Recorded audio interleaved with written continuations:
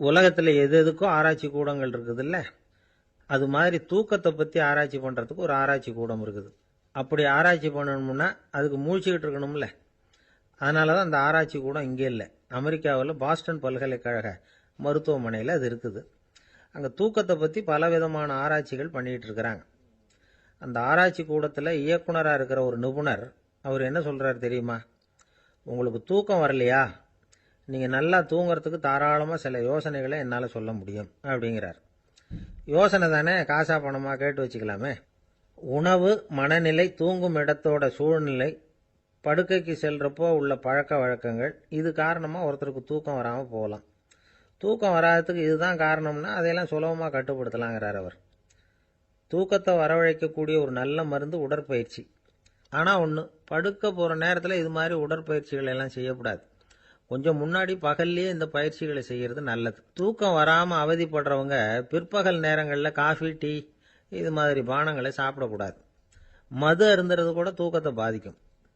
வெது வெதுப்பான நீரில் குளிக்கிறது, தியானத்தில் ஈடுபடுறது, ஓய்வாக இருக்கிறது, படுக்கிறது, அதாவது படுக்கிறதுக்கு முன்னாடி ஒரு குவளை பால் சாப்பிட்றது, இதெல்லாம் தூக்கத்தை வரவழைக்கிறது ரொம்ப உதவியாக இருக்கும்.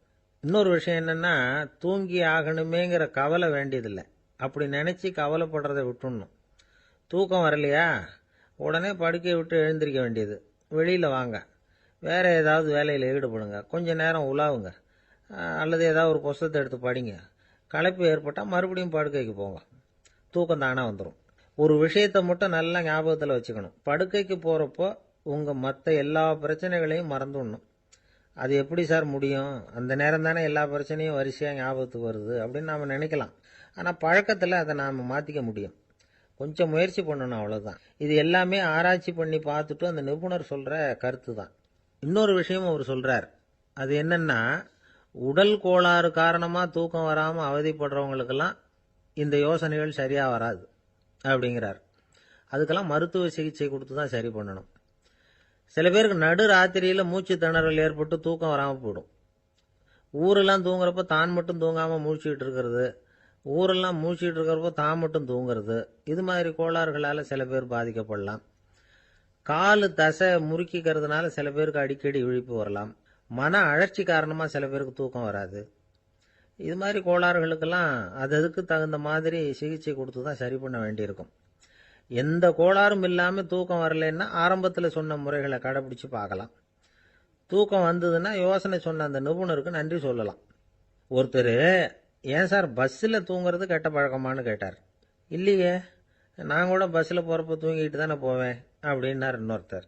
அப்புறம் ஏன் என்ன டிரைவர் வேலை வேணாம்னு வீட்டுக்கு அனுப்பி வச்சுட்டாங்க அப்படின்னாராம் அவர். ஒரு வயசான அம்மா தெரு வழியாக போயிட்டு இருந்தாங்க. அவங்க கையில் எண்ணத்தையோ வச்சுக்கிட்டு அதை அடிக்கடி பார்த்துக்கிட்டே இருந்தாங்க. ஒருத்தன் மெதுவாக அவங்கக்கிட்ட போய் கையில் இருக்கிறது என்ன அப்படின்னு எட்டி பார்த்தா அவங்க கையில் 4 பல் இருந்துதான். இவன் ஆச்சரியமாக அந்த அம்மாவை பார்த்தான். ஏம்மா, உனக்கு என்ன பைத்தியமா, ஏது இந்த பல்லு, இதை என்னத்துக்காக கையில் வச்சுக்கிட்டு அலைஞ்சிக்கிட்டு இருக்கிற அப்படின்னு கேட்டிருக்கான். அதுக்கு அந்த அம்மா விவரம் சொல்ல ஆரம்பித்தாங்களாம். இதை பாருப்பா, எனக்கு ஒரு மகன் இருந்தான், அவனை ரொம்ப செல்லமாக வளர்த்தேன். அவனை தரையிலேயே நடக்க விடுறதில்ல, எப்பவும் தூக்கி வச்சுக்கிட்டு இருப்பேன். அவன் நல்லா பெரியவனாகி பள்ளிக்கூடம் போகிறப்ப கூட அவன் புஸ்தக மூட்டையை நான் தான் சுமந்துக்கிட்டு போவேன். பார்க்குறவங்க கூட கேலி பண்ணுவாங்க, ஏம்மா படிக்க போகிறது நீயா உன் பிள்ளையான்னு கேட்பாங்க. அவன் இன்னைக்கு எவ்வளவோ பெரிய மனுஷன் ஆயிட்டான், வெளிநாட்டில் பெரிய உத்தியோகத்தில் இருக்கான். சமீபத்தில் இங்கே வந்துட்டு போனான். ஒரு நாள் ஏதோ கோபத்தில் என்ன அரைஞ்சுட்டான்.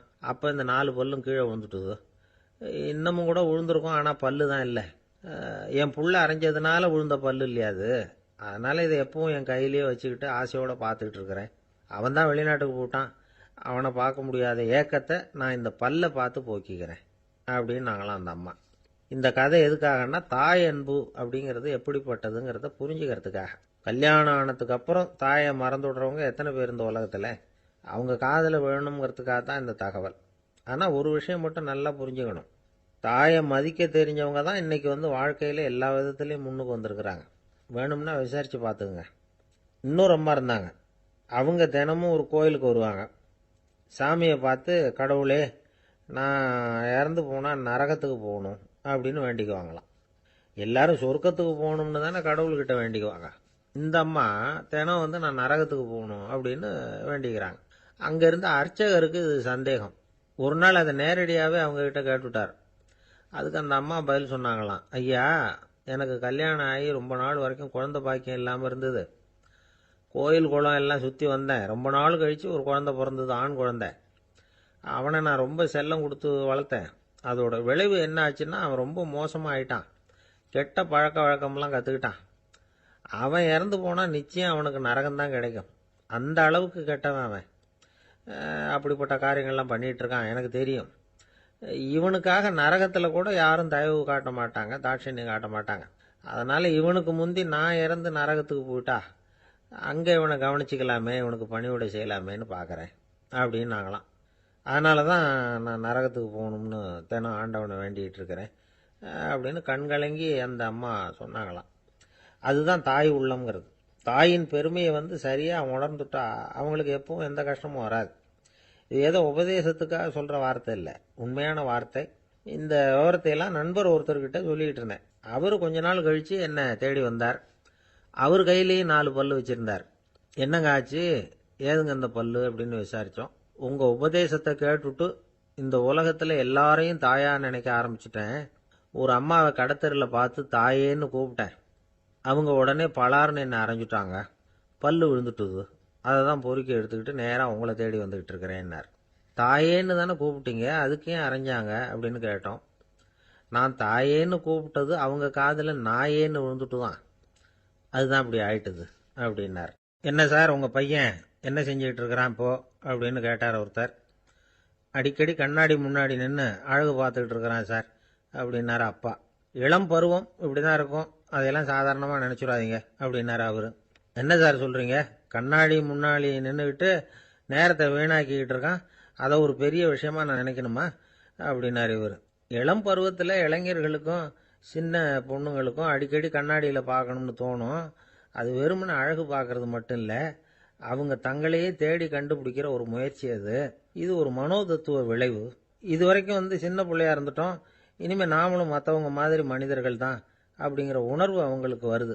தங்களோட முகம் எப்படி இருக்குது, அழகு எப்படி இருக்குது, உடம்பு நேரம் எப்படி இருக்குது, முடி எப்படி இருக்குது அப்படிங்கிறதையெல்லாம் கண்டுபிடிக்கிறாங்க. அதுக்கப்புறம் இன்னொரு ஆணோ பொண்ணோ தன்னை கவனிக்கணும் அப்படின்னு நினைக்கிறாங்க. இதெல்லாம் மனோதத்துவ உண்மைகள், இதெல்லாம் இயற்கை. இதை பார்த்துட்டு பெற்றவங்க பிள்ளைங்க கெட்டு போட்டாங்க அப்படின்னு நினைக்கக்கூடாது, அவங்கள திட்டிக்கிட்டே இருக்கக்கூடாது. இன்னைக்கு பல குடும்பங்களில் இதுதான் நடந்துகிட்டு இருக்குது. மனுஷ வாழ்க்கையிலேயே இப்படியும் இல்லாத அப்படியும் இல்லாத ஒரு பருவம் இளம் பருவம். 13லேருந்து 19 வயசுக்கு உட்பட்ட ஆண்கள் பெண்கள் இந்த வகையை சேர்ந்தவங்க, டீனேஜ் குரூப். இவங்கள சின்னவங்கன்னு நினச்சிட முடியாது, பெரியவங்கன்னு நினச்சிட முடியாது. இவங்க ரொம்ப சென்சிட்டிவ்.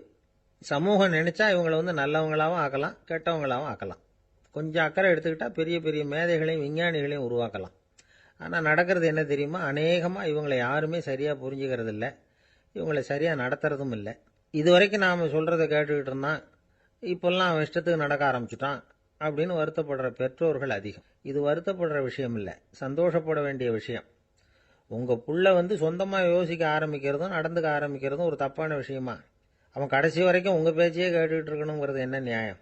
இன்னைக்கு இளைஞர்களை பெரியவங்க தப்பாக புரிஞ்சுக்கிட்டு தவறாக நடத்துறதுனால தான் அவங்களுக்கு வெறுப்பு, எரிச்சல், மனக்கசப்பு எல்லாம் உண்டாகுது. பெற்றவங்க சரியாக மதிக்கிறது இல்லை அப்படிங்கிற ஒரே காரணத்தினாலேயே வீணா போகிற பிள்ளைங்க இன்னைக்கு அதிகம். சரி, பெற்றவங்களுக்கு இன்னைக்கு என்னதான் புத்தி சொல்ல வர்றீங்க அப்படின்னு கேட்குறீங்களா? நாம எதையும் சொல்ல வரல, ஆனால் அது சம்பந்தமான சில நிபுணர்கள் சொல்லியிருக்கிறத உங்கள் காதில் போட்டு வைக்கலாம். அது என்னன்னா, பிள்ளைங்க கிட்ட அன்பு செலுத்துங்க. குழந்தையா இருந்தப்போ எவ்வளவு பாசமாக இருந்தீங்க, வளர வளர அதை ஏன் குறைச்சிக்கிறீங்க? பெற்றவங்களின் அன்பான வார்த்தைகளுக்கு ஏங்குறவங்க தான் இன்றைய இளைஞர்கள். அவங்க எதை சொன்னாலும் அதை அக்கறையாக காது கொடுத்து கேளுங்க, அலட்சியப்படுத்தாதீங்க. அவங்க விரும்புறது உங்ககிட்ட இருந்து ஒரு மதிப்பு, மரியாதை, அங்கீகாரம், இவ்வளவுதான். அவங்க அவங்களாவே முடிவுகள் எடுக்கட்டும், அதுக்கு நீங்கள் உதவியா இருங்க, அது போதும். மற்றவங்க முன்னாடி, முக்கியமாக அவங்க நண்பர்கள் முன்னாடி அவங்கள பற்றி மட்டமாக பேசாதீங்க. அவங்கக்கிட்ட பொய் சொல்லக்கூடாது. நீங்கள் சொன்னது பொய்ன்னு தெரிஞ்சு போச்சுன்னா உங்கள் பேரில் அவங்களுக்கு இருக்கிற மதிப்பு போயிடும், நம்பிக்கை போயிடும். அவங்களுக்கு முன்னாடி நீங்கள் சண்டை போடக்கூடாது. உங்கள் பிள்ளைய எப்பவும் இன்னொரு பிள்ளையோட ஒப்பிட்டு பேசுகிற வேலையே வேணாம். கூட பிறந்த மற்றவங்களோட கூட ஒப்பிடக்கூடாது. இப்படி செஞ்சால் அவன் உங்ககிட்டையும் பிரியமாக இருக்க மாட்டான், அவங்ககிட்டையும் பிரியமாக இருக்க மாட்டான். புள்ள எங்கே போகிறான், என்ன பண்ணுறான் அப்படின்னுலாம் துப்பறிஞ்சிக்கிட்டு இருக்கக்கூடாது. இளைஞர்கள் தனிமையை விரும்புகிறவங்க. அவங்கள வந்து பெட்டியில் வச்சு மூடி பாதுகாக்கணும்னு நினைக்கக்கூடாது. அவங்கள எப்படி பாதுகாக்கிறது அப்படிங்கிறது அவங்களுக்கே தெரியும். உங்கள் புள்ள எப்படி நடந்துக்கணும்னு நீங்கள் எதிர்பார்க்குறீங்களோ அது மாதிரி நீங்கள் நடந்து காட்டுங்க, அது போதும். ஒரு வீட்டில் அப்பாவும் அம்மாவும் பேசிக்கிட்டு இருக்கிறாங்க. என்னங்க, நம்ம பொண்ணு பெரியவளாயிட்டா, அடிக்கடி கண்ணாடி முன்னாடி போய் நின்றுக்கிட்டு இருக்கிறா, சீக்கிரமாக ஒரு பையனை பார்த்து கல்யாணத்தை முடிக்காம இப்படி மசன்னு கல் மாதிரி உட்காந்துருக்குறீங்களே அப்படின்னு சத்தம் போட்டாங்க அந்த அம்மா. அவசரப்படாத, பார்க்கறதுக்கு கண்ணுக்கு அழகா லட்சணமா புத்திசாலியா ஒரு பையன் கிடைக்க வேணாமா, அதுதான் பார்த்துக்கிட்டு இருக்கிறேன் அப்படின்னார் அப்பா. இதுக்கு அந்த அம்மா சொல்றாங்க, எங்க அப்பா இப்படியெல்லாம் நினைச்சுக்கிட்டு இருந்திருந்தா எனக்கு கல்யாணமே ஆயிருக்காது தெரியுமா அப்படின்னாங்களாம். திபேத் நாட்டில் புத்த மடாலயங்கள் நிறைய உண்டு. அதுக்கு ஒரு தலைமையகமும் உண்டு. அது வந்து இந்த திபேத் தலைநகரம் லாசாவில் இருக்குது. ரொம்ப காலத்துக்கு அப்பால் அதை பற்றிலாம் நிறைய விவரங்கள் எழுதி வச்சிருக்கிறாங்க. அது இப்போவும் நமக்கு கிடைக்குது. அதாவது ரொம்ப தூரத்துக்கு அந்தாண்ட மலைகளுக்கு நடுவில் ஒரு கிளை மடாலயம். அந்த மடத்தின் தலைவருக்கு வயசாயிட்டு தான், அதனால் தலைமை பொறுப்பை வந்து வேற ஒருத்தர்கிட்ட ஒப்படைக்கலாம் அப்படின்னு முடிவு பண்ணாராம். உடனே ஒரு லாமாவை கூப்பிட்டார். அவர் மூலமாக தலைமை மடாலயத்துக்கு செய்தி அனுப்புனார், பொருத்தமான வாரிசு ஒருத்தரை அனுப்பி வைக்கும்படியாக. அந்த வாலிப லாமா புறப்பட்டார். காடு மேடெல்லாம் நடந்து போகிறார். ரொம்ப நாள் கழித்து தலைமை பீடத்தை அடைஞ்சார். தலைமை குரு கிட்ட விவரத்தை சொன்னார். தகுதியான ஒருத்தரை அனுப்பி வச்சா அழைச்சிட்டு போகிறேன் அப்படின்னார். சரி, நாளைக்கு காலையில் நீங்கள் அவங்க எல்லாரையும் அழைச்சிட்டு போகலாம்னார் அவர். அவங்க எல்லாரையுமா? அங்கே தேவைப்படுறது ஒருத்தர் தானே அப்படின்னார் இவர். ஆமான்னார். அப்புறம் ஏன் எல்லாரையும் அழைச்சிட்டு போக சொல்கிறீங்கன்னார். அது இப்போ உனக்கு புரியாது. நான் ஒரு 100 பிக்குகளை அனுப்புகிறேன், அதாவது பிக்ஷுகளை. அவ்வளவு பேரையும் அங்கே வச்சு சமாளிக்க முடியாது அப்படின்னாரு இவர். இருந்தாலும் இப்போ அந்த தலைமை குரு என்ன சொன்னார்னா, அதை பற்றி கவலைப்படாத, நான் வந்து 100 பேரை அனுப்புகிறேன். அதில் 99 பேர் வழியிலேயே காணாமல் போடுவாங்க, ஒருத்தன் மட்டும்தான் வருவான். அவனும் அங்கே வந்து சேர்ந்துட்டானா நீ ரொம்ப கொடுத்து வச்சவன் அப்படின்னார். இவருக்கு ஒன்றும் புரியல. இருந்தாலும் மறுநாள் அந்த வாலிப லாமா 100 பேரை அழைச்சிக்கிட்டு புறப்பட்டார். போகிற வழியிலேயே பல பேர் அங்கங்கே பிச்சுக்கிட்டு போயிட்டாங்க. அவர் சொன்னது மாதிரியே வழியில் அவங்க ஊர்கள் இருந்தது தான் காரணம். அப்பா அம்மாவை பார்த்துட்டு வரேன் அப்படின்னு கொஞ்சம் பேர் போனாங்க. சொந்த பந்தத்தை பார்த்துட்டு வரேன் அப்படின்னு கொஞ்சம் பேர். ஒரு வாரம் ஆச்சு. இப்போ மிஞ்சினது 10 பேர் தான். வழியில் ஒரு நகரம். அங்கே சில பிக்ஷுக்கள் வந்து சந்தித்தாங்க. எங்கள் மடத்து தலைவர் இறந்துட்டார், உங்களில் யாராவது ஒருத்தர் எங்களுக்கு தலைவராக முடியுமா அப்படின்னு கேட்டாங்க. 10 பேரும் தயார். அதில் ஒருத்தரை அழைச்சிட்டு அவங்க போயிட்டாங்க. இன்னொரு ஊரில் சில பேர் வந்தாங்க, வழி மறிச்சாங்க. நில்லுங்க, எங்கள் மன்னர் மகளுக்கு திருமணம், அதை நடத்தி வைக்க 3 லாமாக்கள் தேவை அப்படின்னாங்க. இப்படி கொஞ்சம் கொஞ்சமாக எல்லாரும் காலி. கடைசியில் 2 பேரும் மிஞ்சினாங்க. அங்கே ஒரு இளம்பெண் எதிரில் வந்தா. எங்கள் அப்பா வேட்டைக்கு போயிருக்கிறாரு, இன்னும் திரும்பி வரல, வீட்டில் வேறு யாரும் இல்லை, தனியாக இருக்க பயமாக இருக்குது, யாராவது ஒருத்தர் எனக்கு துணையாக இருக்கணும் அப்படின்னு கேட்டுக்கிட்டா. எங்கள் 2 பேரில் நீயே ஒருத்தரை தேர்ந்தெடுத்துக்கோ, இல்லைன்னா எங்களுக்குள்ளே சண்டை வந்துடும் அப்படின்னாங்க. இப்போ மிஞ்சினவர் ஒருத்தர். அவருக்கும் ஒரு சோதனை வந்தது. ஒரு தர்க்கவாதி எதிரில் வந்தான். உன்னோட வாதம் பண்ணணும்னா. இவனோட வாதம் பண்ணுறேன், அது முடிய ரொம்ப காலம் ஆகலாம், தர்க்கத்தில் நான் ஜெயிச்சா அங்கே வரேன், இல்லைன்னா இவருடைய சீடனை ஆயிடுவேன் அப்படின்னார் அவர். கடைசியாக அழைக்க வந்த வாலிபலாமா மட்டும் வெறும் கையோடு திரும்பி போனார். அங்கே இருந்த வயசான மடாதிபதி கேட்டார், எத்தனை பேர் அங்கேருந்து புறப்பட்டீங்கன்னார். என்னையும் சேர்த்து 101ன்னார் அவர். நல்லது, நீயாவது திரும்பி வந்தியே, அதுதான் எனக்கு போதும். ஏன்னா நீ தான் எனக்கு உண்மையான வாரிசு. அந்த 100 பேரில் யாரும் வரமாட்டாங்க அப்படின்னார் அவர்.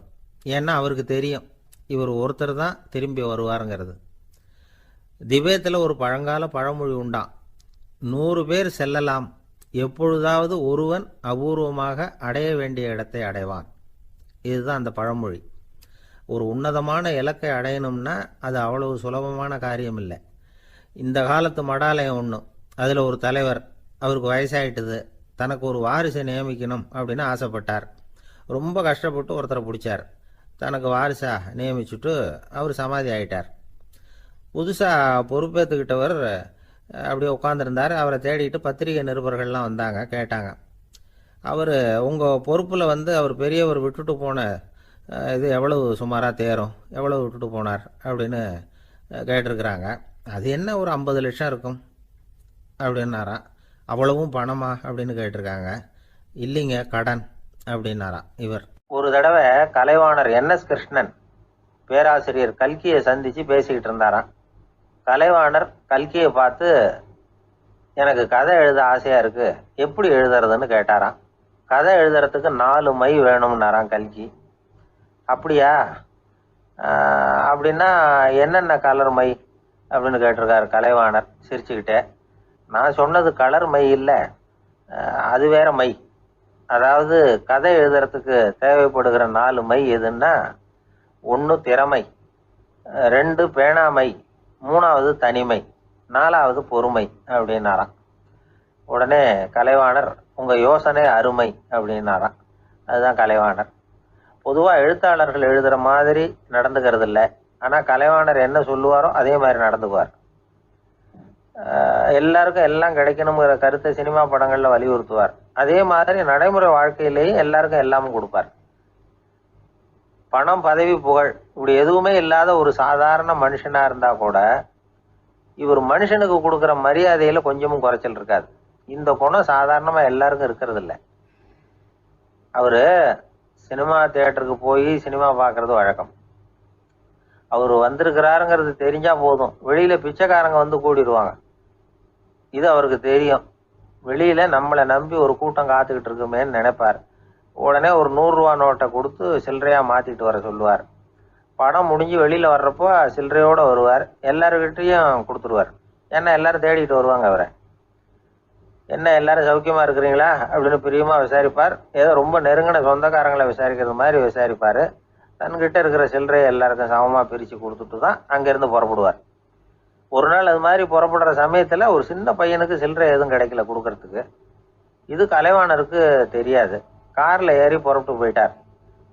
அந்த பையன் காரை பிடிச்சிக்கிட்டு பின்னாடியே ஓடியாந்துருக்கிறான். ஐயா, நீங்களே இல்லைன்னு சொன்னால் நான் என்ன பண்ணுறது, இன்னைக்கு பட்னி தான், அம்மாவுக்கு வேற உடம்பு சரியில்லை அப்படின்னு கத்திக்கிட்டே ஓடியாந்தானா. கலைவாணர் கவனிச்சுட்டார். உடனே காரை நிறுத்த சொன்னார். இறங்கினார். அந்த சின்ன பையனை கட்டி பிடிச்சிக்கிட்டு, என்னை மன்னிச்சுக்கப்பா, நான் கவனிக்காமல் வந்துட்டேன் அப்படின்னு சொல்லி அழ ஆரம்பிச்சுட்டாராம். இன்னொரு தடவை இதே மாதிரி ஒரு தியேட்டர்லேருந்து வெளியில் வந்திருக்கிறார். ஒரு ஆள் அவர்கிட்ட வந்து நின்றுருக்கார். அவர் கொடுக்கறதுக்கு இவர்கிட்ட பணம் இல்லை. பணம் இல்லையாப்பா அப்படின்னாராம். உங்ககிட்டயே இல்லையா அப்படின்னாராம் அவர். கலைவாணருக்கு மனசு ரொம்ப சங்கடமாக போச்சு. உடனே புறப்பட்டு வீட்டுக்கு போனார். அங்கே இங்கே தேடி பார்த்து அங்கேருந்த கொஞ்சம் நெஞ்ச சில்லறையை எடுத்தார். காரு டிரைவரை கூப்பிட்டார். தியேட்டர் வாசலில் நின்றுக்கிட்டு இருந்த ஆசாமியோட அங்க அடையாளங்களை சொன்னார். காரை எடுத்துகிட்டு போய் அந்த ஆளை கண்டுபிடிச்சி இந்த காசை கொடுத்துட்டு வா அப்படின்னு அனுப்பி வச்சாராம். பிச்சை போடுறதுக்காக காரை அனுப்புனதாக வேற யாரை பற்றியாவது நீங்கள் கேள்விப்பட்டிருக்கிறீங்களா?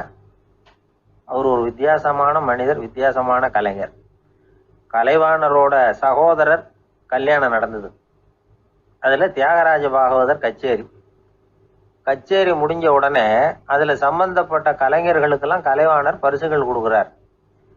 அந்த கச்சேரியில் கடம் வாசித்தவருக்கு மட்டும் மற்ற எல்லாருக்கும் கொடுத்ததை விட பெருசாக ஒரு வெள்ளிக்கோப்பையை பரிசாக கொடுத்தாராம். மற்றவங்களுக்கெல்லாம் சின்னதாக கொடுத்துட்டு கட வித்துவானுக்கு மட்டும் பெருசாக பரிசு கொடுக்குறீங்களே ஏன்னு கேட்டிருக்கிறாங்க.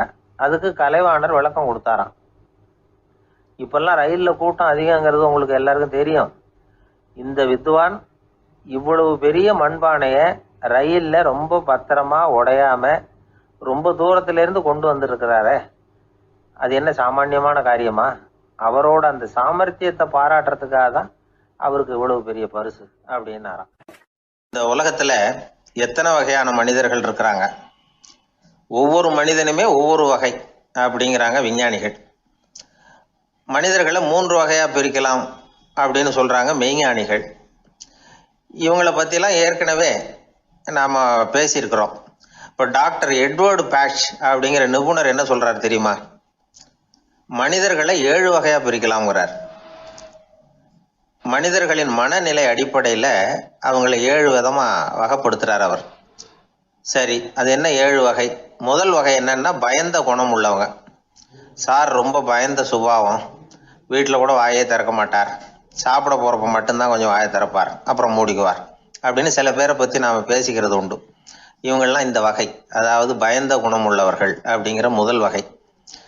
சரி, ரெண்டாவது வகை என்னன்னா சஞ்சலப்படுகிறவர்கள், எதுக்கு எடுத்தாலும் கலக்கம், குழப்பம், இப்படியே காலம் தள்ளிட்டு இருப்பாங்க. பல பேர் பார்த்துருப்பீங்க. அவங்கெல்லாம் இந்த வகை. மூணாவது வகை என்னன்னா யதார்த்த உலகை மறந்து கற்பனை உலகத்திலேயே மிதக்கிறவங்க, இளைஞர்கள், கவிஞர்கள், இப்படி பல பேர் இருக்கிறாங்க. எப்போ பார்த்தாலும் கற்பனை உலகத்திலேயே மிதந்துக்கிட்டு இருப்பாங்க. கிட்டத்தில் போய் என்னங்க ஒரு மாதிரியா இருக்கிறீங்க அப்படின்னு கேட்டு பாருங்க, அவங்களெல்லாம் ஏதோ ஒரு அற்ப புழுவை பார்க்கறது மாதிரி அவங்கள பார்ப்பாங்க. அதுவும் அந்த வானத்து நிலாவை பாருங்கள், அது என்னை வா வான்னு கூப்பிடுது, எனக்கு சீக்கிரத்தில் ஒரு நாள் சிறகுகள் முளைக்கும், சிறகடித்து வானத்தில் பறந்து போவேன், அந்த செல்ல நிலாவை கொஞ்சிவிட்டு வருவேன், இப்படிலாம் பேசிக்கிட்டு இருப்பாங்க. கொஞ்சிறது அப்புறம் இருக்கட்டும், இப்போ கஞ்சிக்கு வழியே பாருப்பா அப்படின்னா அதை காதில் வாங்க மாட்டாங்க. நாம் ஏதோ இந்த உலகத்தை அனுபவிக்க தெரியாதவர்கள் மாதிரி நம்மளை அவங்க கவனிப்பாங்க. இப்படி ஒரு ரகம். நாலாவது வகை மனிதர்கள் எப்படின்னா, இவங்க தனிமை உணர்வு மிக்கவர்கள். இவங்க மற்றவங்களோட இயல்பாக நெருங்கி பழகிறதில்ல, தான் உண்டு தன்னுடைய வேலை உண்டுன்னு இருந்துட்டு போகிறவங்க. அடுத்த வீட்டில் இருக்கிறவர் யார் அப்படின்னு கேட்டால் கூட அடுத்த வீடுன்னு ஒன்று இருக்கா அப்படிங்கிறது மாதிரி நம்ம முகத்தை பார்ப்பாங்க. அவங்ககிட்ட மேற்கொண்டு நாம் என்னத்தை பேச முடியும்? இப்படி ஒரு வகை. ஐந்தாவது வகை மனிதர்கள் எப்படின்னா, இவங்க மற்றவங்க செல்வாக்குக்கு உட்பட மறுப்பவர்கள். அடுத்தவங்களோட செல்வாக்குக்கு இவங்க ஆட்படுறதில்ல. நான் யார் தெரியுமான்னு கேட்டால் அதை தெரிஞ்சுட்டு எனக்கு என்ன ஆக போகுதும்பாங்க. இவங்கெல்லாம் அந்த ரகம். ஆறாவது வகை மனிதர்கள் எப்பவும் எதுலேயும் பற்று இல்லாமல் இருக்கிறவங்க. இது ஒரு துறவு மனப்பான்மை. இயல்பாகவே சில பேர் இப்படி உண்டு, அவங்களுக்கு எதுலேயும் ஒரு ஈடுபாடு இருக்காது. அப்படிப்பட்டவங்கெல்லாம் ஆறாவது வகை. ஏழாவது வகை மனிதர்கள் மற்றவங்க கவலையை தன்னுடையதாக ஆக்கிக்கிட்டு கவலைப்படுறவங்க. இவங்கெல்லாம் மகாத்மாக்கள். தாம் வேறு அடுத்தவங்க வேறு அப்படிங்கிற எண்ணம் இவங்களுக்கு வர்றதில்லை. அதனால் அடுத்தவங்களுக்கு ஒரு துன்பம் வந்ததுன்னா இவங்களால சும்மா இருக்க முடியறதில்ல. ஆக கூடி இப்படி 7 விதமான மனிதர்களை அடையாளம் காட்டுறார் அந்த நிபுணர். இதில் நாம் எந்த வகையில் வர்றோம் அப்படிங்கிறத நாம தான் அடையாளம் கண்டுபிடிக்கணும். எனக்கு தெரிஞ்ச ஒரு மனிதர் உண்டு. அவர் ஒரு வித்தியாசமான வகை. எதையும் நடைமுறை சாத்தியமாக சிந்திக்கிறவர். எப்பவும் அடுத்தவங்களும் நல்லா இருக்கணும், நாமும் நல்லா இருக்கணும் அப்படின்னு ஆசைப்படுறவர். அவருக்கு ஒரு சமயம் திடீர்னு உடம்பு சுகம் இல்லாமல் போயிட்டுது. டாக்டர்கிட்ட போனார், பணம் கொடுத்தார், வைத்தியம் பார்த்துக்கிட்டார். அவர் எழுதி கொடுத்த மருந்து சீட்டை வாங்கினார். ஒரு மருந்து கடைக்கு போனார், பணம் கொடுத்தார், மருந்து வாங்கினார். அதை எடுத்துகிட்டு வீட்டுக்கு வந்தார். அதுக்கப்புறம் அந்த மருந்து அவர் சாப்பிடணும்ல, சாப்பிடவே இல்லை, அப்படியே சும்மா வச்சுட்டார். அவரை பார்த்து கேட்டேன், ஏன் சார் இப்படி பண்ணுறீங்க, வீண் செலவு தானே இது, நீங்கள் ஏன் டாக்டர்கிட்ட போய் பணம் செலவு பண்ணுனீங்கன்னு கேட்டேன். அவர் சொன்னார், டாக்டர் வாழணும் இல்லையா, அதனால தான் அப்படின்னார். சரி, அப்புறம் ஏன் மருந்து வாங்கினீங்க அப்படின்னு கேட்டேன். மருந்து கடைக்காரர் வாழணும் இல்லையா, அதனால தான் அப்படின்னார். சரி, அப்புறம் ஏன் வாங்கின மருந்து சாப்பிடாம வச்சுட்டீங்க அப்படின்னதுக்கு, நான் வாழணும் இல்லையா அதனால தான் அப்படின்னார். இவர் வாழ்க்கையை புரிஞ்சுக்கிட்டவர். இப்படி வாழ்க்கையை புரிந்து கொண்டு வாழ தெரிஞ்சுக்கணும். எந்த வகை மனிதர் நாம் அப்படிங்கிறத புரிஞ்சுக்கிட்டு வாழ்ந்தோம்னா வாழ்க்கையில வெற்றி நிச்சயம். ஒரு நாள் காலை நேரம் ஒரு குரு படுக்கையை விட்டு எழுந்திருக்கிறார். உடனே சீடர்களை பார்த்து எல்லாரும் இப்படி வாங்கங்கிறார். எல்லாரும் வர்றாங்க வேகமாக. என்னங்க வேணும் உங்களுக்கு அப்படிங்கிற மாதிரி எல்லாரும் குருவை பார்த்தாங்க பயபக்தியோட. குரு அந்த சீடர்களை பார்த்து, இதை பாருங்க, இப்போ நான் ஒரு சிக்கலான விவகாரத்தில் மாட்டிக்கிட்டு இருக்கிறேன், அதை நீங்கள் தீர்த்து வச்சா நல்லதுன்னார். சீடர்களுக்கு ஒன்றும் புரியல. என்ன இது இவர் இப்படி சொல்கிறாரு, நமக்குள்ள எல்லா விவகாரங்களையும் தீர்த்து வைக்கிறவர் நம்ம குருநாதர், அவருடைய விவகாரத்தை நாம் தீர்த்து வைக்கிறதா, ஆச்சரியமாக இருக்குதே, குருநாதருக்கே சிக்கலா அப்படின்னு யோசனை பண்ண ஆரம்பித்தாங்க. இருந்தாலும் ரொம்ப பணிவாக கேட்டாங்க, சுவாமி உங்களுக்கே சிக்கலா, இந்த உலகத்து சிக்கல்களுக்கும் சிரமங்களுக்கும் அப்பாற்பட்டவர் அல்லவா தாங்கள், அப்படிப்பட்ட உங்களுக்கு சிக்கல்னா அது எப்படி அப்படின்னாங்க. எனக்கு ஏற்பட்டிருக்கிற சிக்கல் அவ்வளவு பெருசு, ரொம்ப பெரிய விவகாரம் அது அப்படின்னார் குரு. கொஞ்சம் விவரமாக சொல்லுங்க அப்படின்னாங்க இவங்க. இப்போ அந்த குரு விவரத்தை சொன்னார். அதாவது நேற்று ராத்திரி நான் ஒரு கனவு கண்டேன். அந்த கனவில் நான் ஒரு பட்டாம்பூச்சியாக மாறிட்டேன். அப்படி மாறி ஒவ்வொரு மலராக பறந்து போய் உட்காந்து தேன் சாப்பிட்டேன் அப்படின்னார். சீடர்கள் இதை கேட்டதும் ரொம்ப திகைச்சு போயிட்டாங்க. என்ன இது, இது ஒரு பெரிய பிரச்சனையா? ஒரு சாதாரண கனவு கண்டதுக்காகவா இந்த காலை வேளையில் நம்மளையெல்லாம் குருநாதர் இவ்வளவு அவசரமாக கூப்பிட்டுருக்கார் அப்படின்னு நினச்சாங்க. இருந்தாலும் கேட்டாங்க, இதில் என்ன சிக்கல் சுவாமி? கனவுங்கிறது எல்லாருக்கும் வரத்தானே செய்யும் அப்படின்னார் ஒரு சீடர்.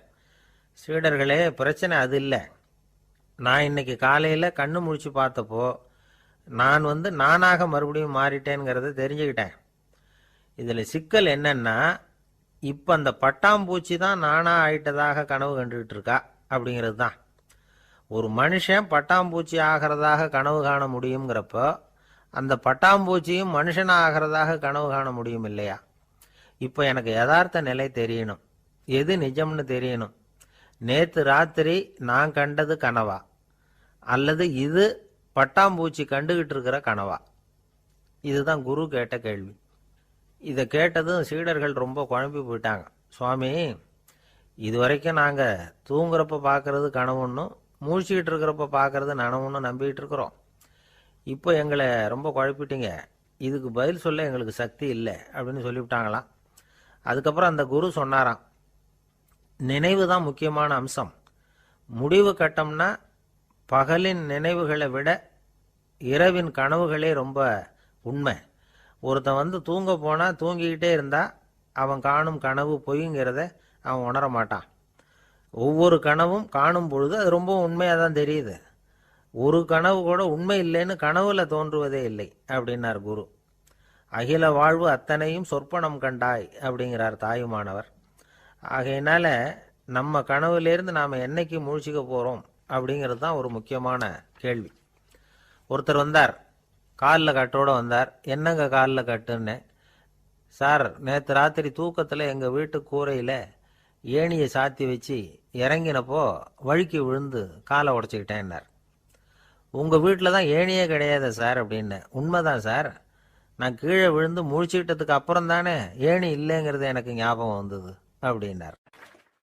இப்போ மேலே எனக்கு அளவு கடந்த அன்பு அப்படின்னு யாராவது சொன்னால் அதை அலட்சியமாக நினச்சிடக்கூடாது. அது கொஞ்சம் சீரியஸான விஷயம். அளவுக்கு மிஞ்சினா எதுவுமே இடைஞ்சல் தானே. அன்பும் அப்படி தான்.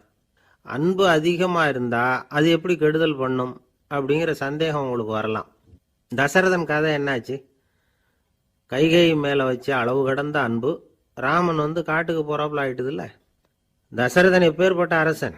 விஸ்வாமித்திரர் சொல்கிறார், என்ன மாதிரி முனிவர்களுக்கும் தேவர்களுக்கும் ஏதாவது கஷ்டம் வந்தால் முதல்ல முருகன் கிட்ட போவோம், அப்புறம் பரமசிவனை போய் பார்ப்போம், அதுக்கப்புறம் திருமால்கிட்ட போவோம், அப்புறம் பிரம்மன் இந்திரன் இவங்களையெல்லாம் போய் பார்ப்போம். இவங்களாலையெல்லாம் முடியலன்னா கடைசியில் அயோத்திக்கு வருவோங்கிறார். உன்னை விட்டால் வேற கதி உண்டோ அப்படின்னு தசரதனை பார்த்து விஸ்வாமித்திரரே சொல்கிறார். அப்பேற்பட்ட அரசன் தசரதன் கைகேயி காலில் விழறான். உன் பாதங்களை தொட்டு கெஞ்சி கேட்டுக்கிறேன், ராமனை காட்டுக்கு அனுப்பாதேங்கிறான்.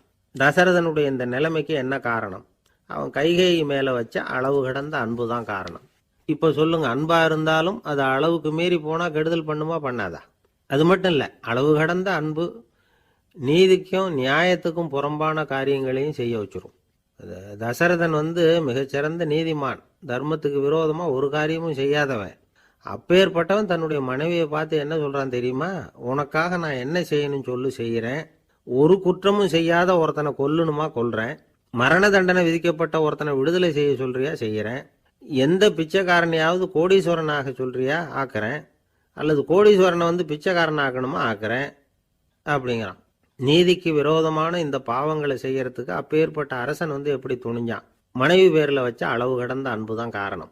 திரிசூலம், வஜ்ராயுதம், வாள் இதுகளால் தாக்கப்பட்டா கூட அதையெல்லாம் கொஞ்சம் கூட லட்சியம் பண்ணாத ஒருத்தன் காமதேவனுடைய மலர் அம்புகள் தாக்குனா அதை அவனால் தாக்கு பிடிக்க முடியல, விழுந்துடுறான். காமதேவனுக்குள்ள மகிமையே அதுதாங்கிறார் துளசிதாசர்.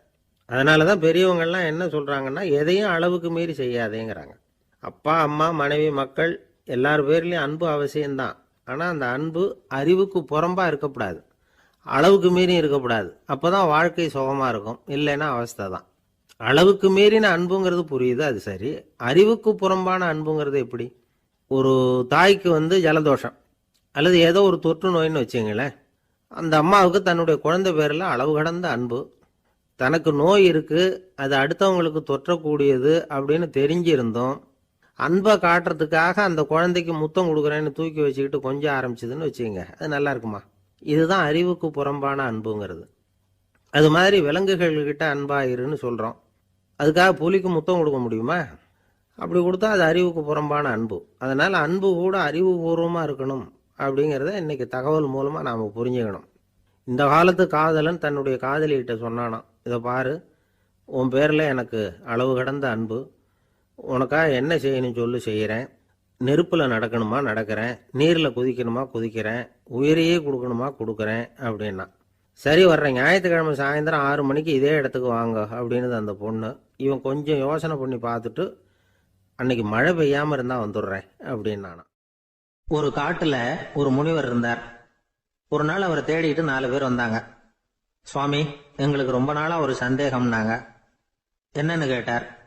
இந்த உலகத்தில் எவ்வளவோ காரியங்கள் நடக்குது, எது நியாயம் எது அநியாயம் அப்படின்னு புரிஞ்சுக்க முடியலன்னாங்க. அது யாராலையும் புரிஞ்சுக்க முடியாதுன்னார் முனிவர். வந்தவங்களுக்கு ஆச்சரியமா போச்சு, ஒரு மாதிரியா பார்த்தாங்க. இதை முனிவர் கவனிச்சார். சரி, புறப்படுங்க என்னோடன்னார்.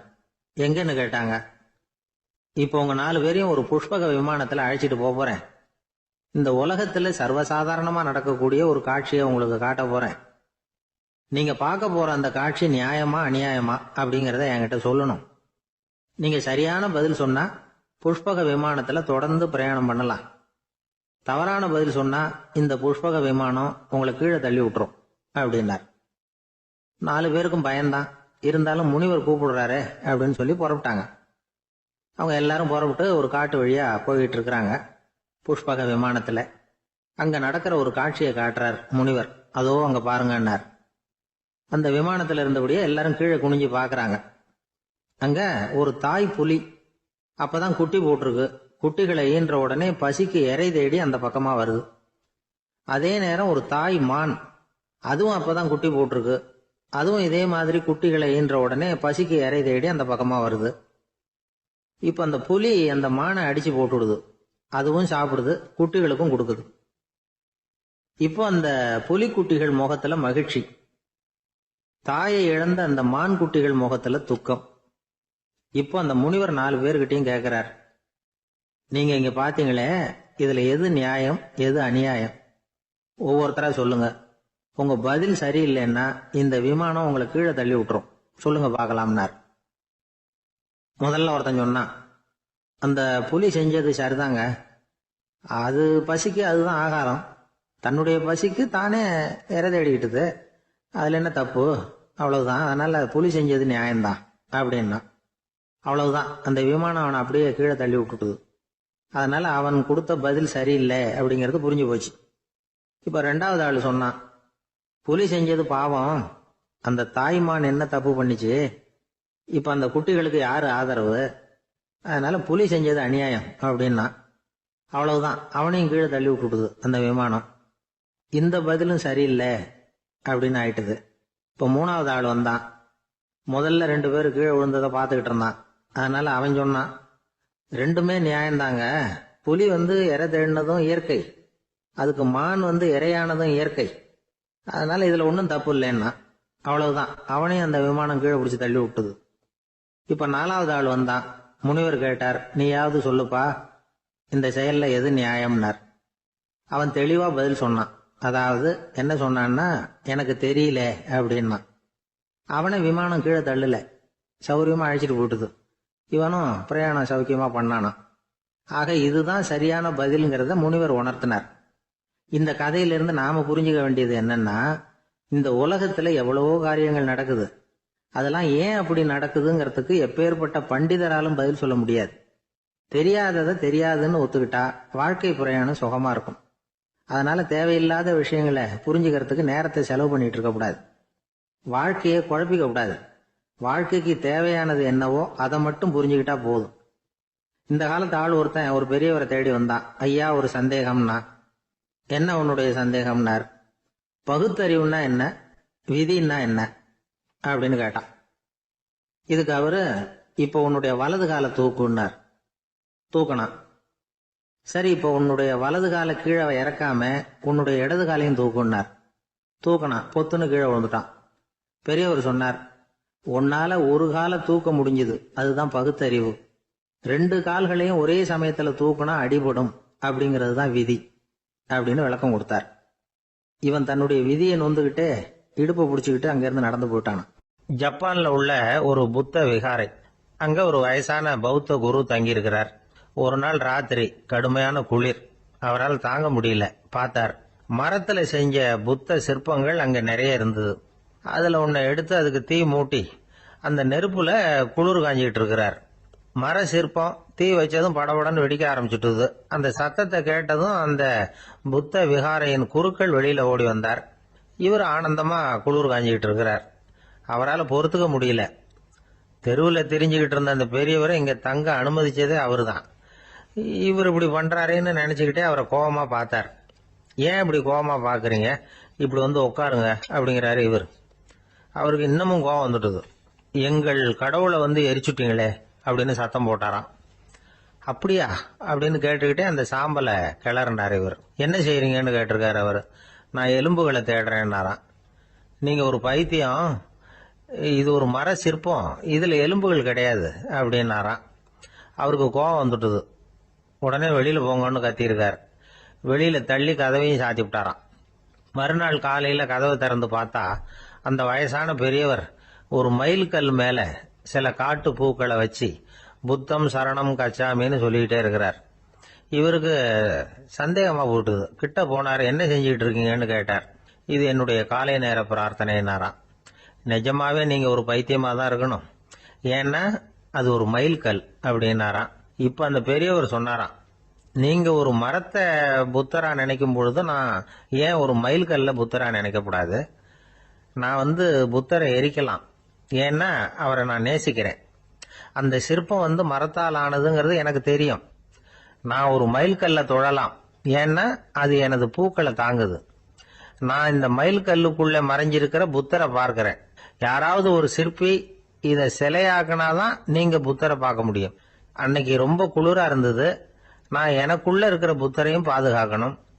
உள்ளே இருக்கிற புத்தரை காப்பாத்துறதுக்காக வெளியில உள்ள புத்தரை எரிக்கலாம், அதுல ஒன்றும் தப்பு இல்லை.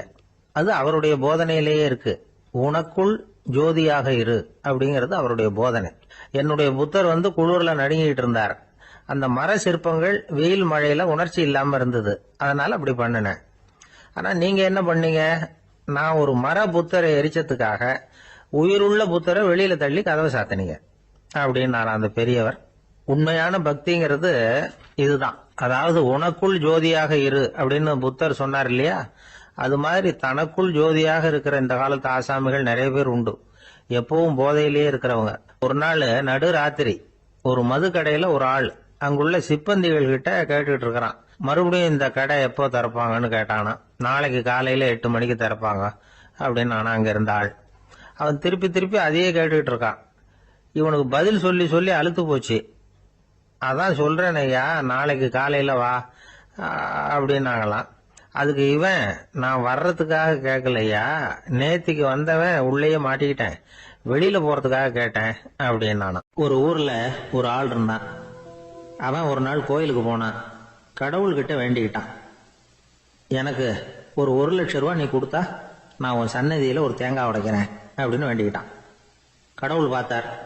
உடனே அவன் கண் முன்னாடி தோன்றினார். இந்தா நீ கேட்ட 1 லட்சம் ரூபாய் அப்படின்னு சொல்லி அவன் கையில பணத்தை கொடுத்துட்டு மறைஞ்சிட்டார். இவனால நம்பவே முடியல. இவ்வளவு சுலபமா கிடைக்கும்னு தெரிஞ்சிருந்தா அனாவசியமா ஒரு தேங்காய் உடைக்கிறேன்னு வேண்டி இருக்க வேண்டியது இல்லையே அப்படின்னு நினைச்சான். இருந்தாலும் வேண்டுதலை நிறைவேற்ற வேண்டியது கடமை. அதுக்காக என்ன பண்ணா, பக்கத்துல ஒரு கடைக்கு போனான். ஒரு தேங்காயை கையில் எடுத்தான். இது என்ன விலைன்னு கேட்டான். 5 ரூபான்னார் கடையில் இருந்தவர். அதிகமா இருக்குதே விலைன்னா. அப்படின்னா ஒண்ணு செய்யுங்க, அடுத்த ஊருக்கு போங்க, அங்க தென்னந்தோப்பு அதிகம், அதனால அங்க இதை விட குறைஞ்ச விலைக்கு கிடைக்கும் அப்படின்னார். சரின்னு அடுத்த ஊருக்கு கிளம்புனான். அங்க போய் விசாரிச்சான். ஒரு தேங்காய் 3 ரூபாய் விலைன்னாங்க. இதுவும் அதிகமா தெரியுதுன்னா. அப்படின்னா ஒண்ணு செய்ய, அதோ அந்த ஆத்து ஓரமா ஒரு தென்னை மரம் இருக்கு பார், அதுல நீயே ஏறி பறிச்சுக்கோ, ஒரு தேங்காய்க்கு 1 ரூபா கொடுத்தா போதும் அப்படின்னார் அந்த தோப்புக்கு சொந்தக்காரரு. இவனுக்கு மரம் ஏற தெரியாது, இருந்தாலும் ஆசை யார விட்டுது, விலை சல்லிசா இருக்குதே. ஆத்து ஓரம் போனா தட்டு தடுமாறி அந்த மரத்துல ஏறினா அந்த தென்னை மரம் வளைஞ்சி ஆத்து பக்கம் போய் அப்புறம் நிமிர்ந்து இருந்தது. அதாவது மரத்தின் உச்சி சரியா ஆத்துக்கு நடுவில் இருந்தது. ஆத்துல வெள்ளம் கரை புரண்டு ஓடிட்டு இருக்கு. இவன் கடவுள் கொடுத்த 1,00,000 ரூபாயை மடியில வச்சு இறுக்கி கட்டிக்கிட்டான். உச்சிக்கு போய் காய் பறிக்கிற சமயத்துல காத்தும் மழையும் பலமா கலந்து அடிக்க ஆரம்பிச்சுட்டுத. கால் வழுக்கி விட்டுட்டுத. இவன் சடார்னு ஒரு தென்னை மட்டையை பிடிச்சிக்கிட்டு தொங்க ஆரம்பிச்சிட்டான். கீழே பயங்கரமான வெள்ளம். மடியில 1,00,000 ரூபா பணம். என்ன செய்யறதுன்னு தவிக்கிறான். இந்த சமயம் கரையில ஒரு யானை பாகன் யானையை குளிப்பாட்டிக்கிட்டு இருக்கிறான். அது அவன் கண்ணில் பட்டது. ஐயா ஒரு உதவின்னு கத்துனான். அவன் என்ன செய்யணும்னு கேட்டான். உன் யானையை மெதுவா இங்கே அழைச்சிட்டு வா, எனக்கு நேராக கீழே நிறுத்து, என் காலை பிடிச்சி மெதுவா கீழே இறக்கி விட்டுரு, என் மடியில் இருக்கிற பணத்தில் உனக்கு 10,000 ரூபா தரேன் அப்படின்னா. அவன் பார்த்தான்.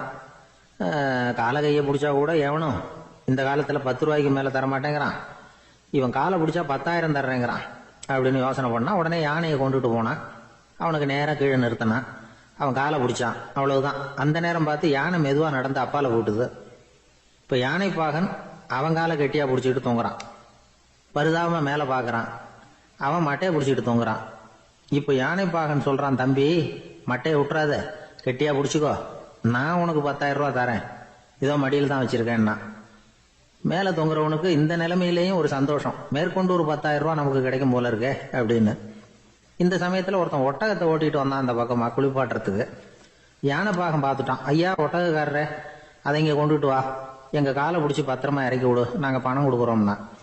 அவனும் பணத்துக்கு ஆசைப்பட்டு வந்தான். அவன் காலை பிடிக்கிற சமயம் ஒட்டகமும் நழுவி போட்டுது.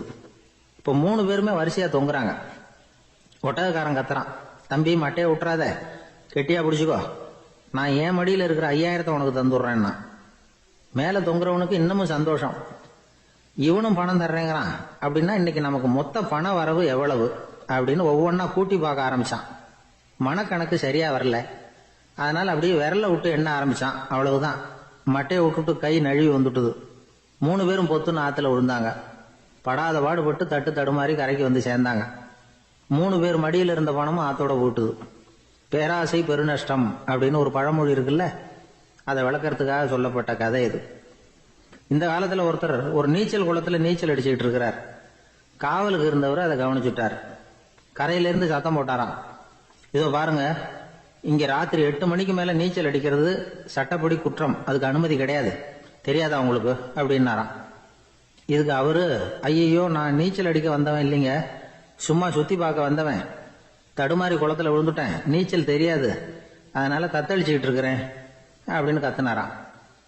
கரையில இருந்தவர் பார்த்தார். ஓ அப்படின்னா சரி, அதுக்கு ஒன்றும் தடை இல்லை அப்படின்னு சொல்லிவிட்டு அவர் பாட்டு நடந்து போயிட்டாராம். ஒரு ஆள் இருந்தார். அவரு தன்னை ஒரு குருன்னு சொல்லிக்கிட்டார். மௌன குரு, வாயே திறக்கிறது இல்லை. அவருக்கு 2 சீடர்கள் உண்டு. இவங்க தான் வர்றவங்க கிட்ட பேசுவாங்க, விளக்கம் கொடுப்பாங்க. ஒரு நாள் இந்த சீடர்கள் 2 பேரும் எங்கேயோ வெளியில போயிட்டாங்க.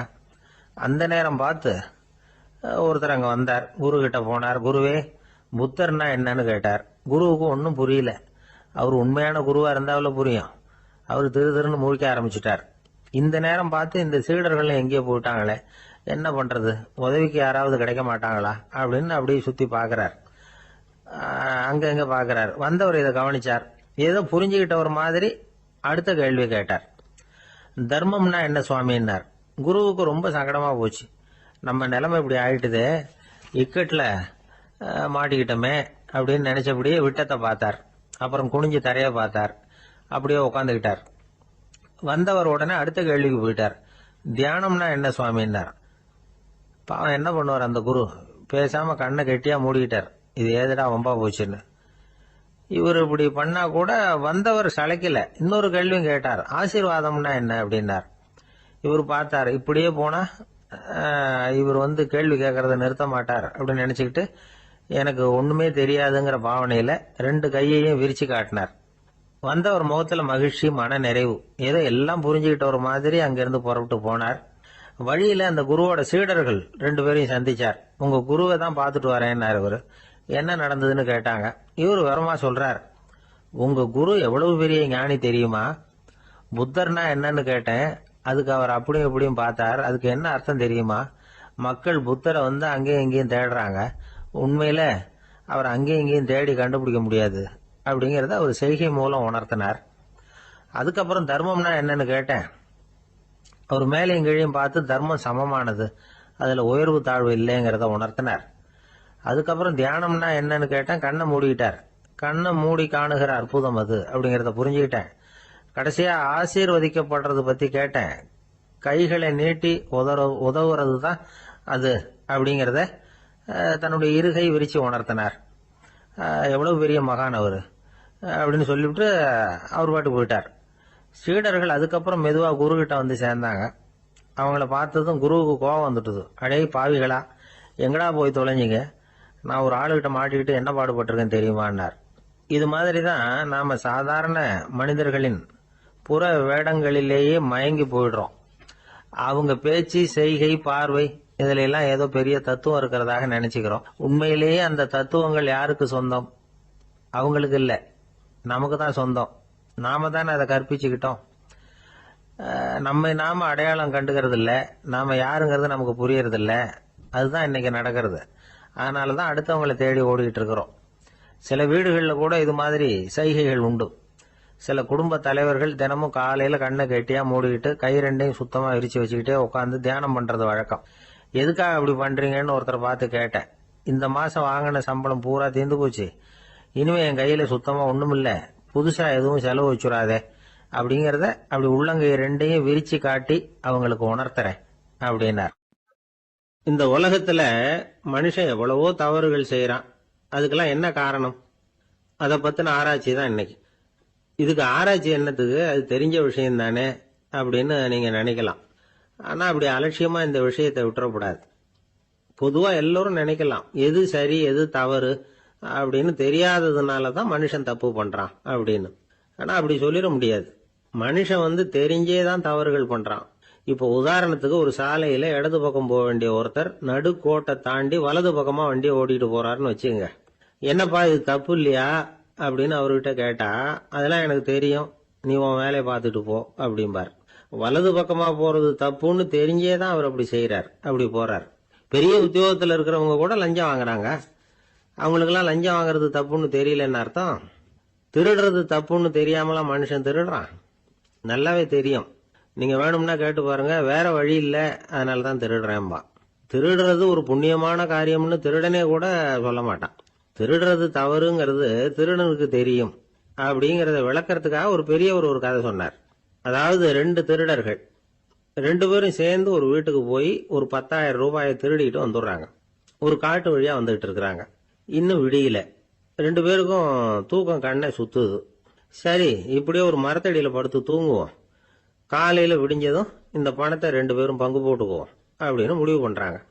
அதே மாதிரி படுத்து தூங்குறாங்க. நடு ராத்திரியில ஒரு திருடன் முழிச்சுக்கிறான். விடிகிற வரைக்கும் காத்துக்கிட்டு இருந்தா 5,000 ரூபா தான் கிடைக்கும், இப்பவே கம்பி நீட்டினா 10,000 ரூபா கிடைக்கும் அப்படின்னு யோசிச்சு பார்த்துட்டு ஒரு முடிவுக்கு வந்தான். மெதுவா அந்த 10,000த்தையும் சுருட்டிக்கிட்டு அடுத்தவனுக்கு தெரியாம ஓடி போயிட்டான். விடியுது. அடுத்தவன் எழுந்திரிச்சு பாக்குறான். பணத்தையும் காணல, பாகஸ்தனையும் காணல. இந்த திருடன் அந்த திருடனை திட்டுறான். திருட்டு பய, அயோக்கிய பய, இப்படி அநியாயமா கிளப்பிட்டு போட்டானே அப்படிங்கிறான். இதுல இருந்து என்ன தெரியுது? தெரியாம எடுத்துக்கிட்டு போறது திருட்டு, அயோக்கியத்தனம், அநியாயம் அப்படிங்கறது இவனுக்கு தெரிஞ்சிருக்குது. அதனாலதான் அடுத்தவனை பார்த்து இப்படி திட்டுறான். அதனால தெரியாததுனால மனுஷன் தவறு பண்றான்னு சொல்றது சரியில்லை. அப்படின்னா மனுஷன் பண்ற தவறுகளுக்கு உண்மையான காரணம் தான் என்ன? இதே சந்தேகம் அர்ஜுனனுக்கும் வந்துதான். அதனாலதான் அவன் பகவானை பார்த்து கேக்குறான். மனுஷன் தன் விருப்பத்துக்கு விரோதமா ஏதோ ஒரு சக்தியினால பலாத்காரமா இழுக்கப்பட்டது மாதிரி பாவம் பண்றானே, அந்த சக்தி என்ன அப்படின்னு கேக்குறான். இதுக்கு பகவான் பதில் சொல்றார். காமமும் குரோதமும் தான் அந்த சக்திகள், அதாவது ஆசையும் சினமும். இது ரெண்டும் உன்னுடைய எதிரிகள் அப்படிங்கறத புரிஞ்சுக்கோ அப்படிங்கிறார். இன்னமும் நுணுக்கமா பார்த்தா காமத்தினுடைய மறு உருவங்கள் தான் குரோதமும் லோபமும். ஆசை நிறைவேறலன்னா குரோதம், அதாவது கோபம். ஆசை நிறைவேறிட்டதுன்னா லோபம், அதாவது பேராசை. பாவத்தை கண்ட்ரோல் பண்ணணும்னா அதுக்கு மெயின் சுவிட்ச் எது அப்படிங்கறது இப்பதான் தெரியுது. அதுக்கு மனுஷன் தெரிஞ்சே தான் தவறு பண்றான் அப்படின்னு பேசிக்கிட்டோமே. அதுக்கு ஒரு உதாரணம்.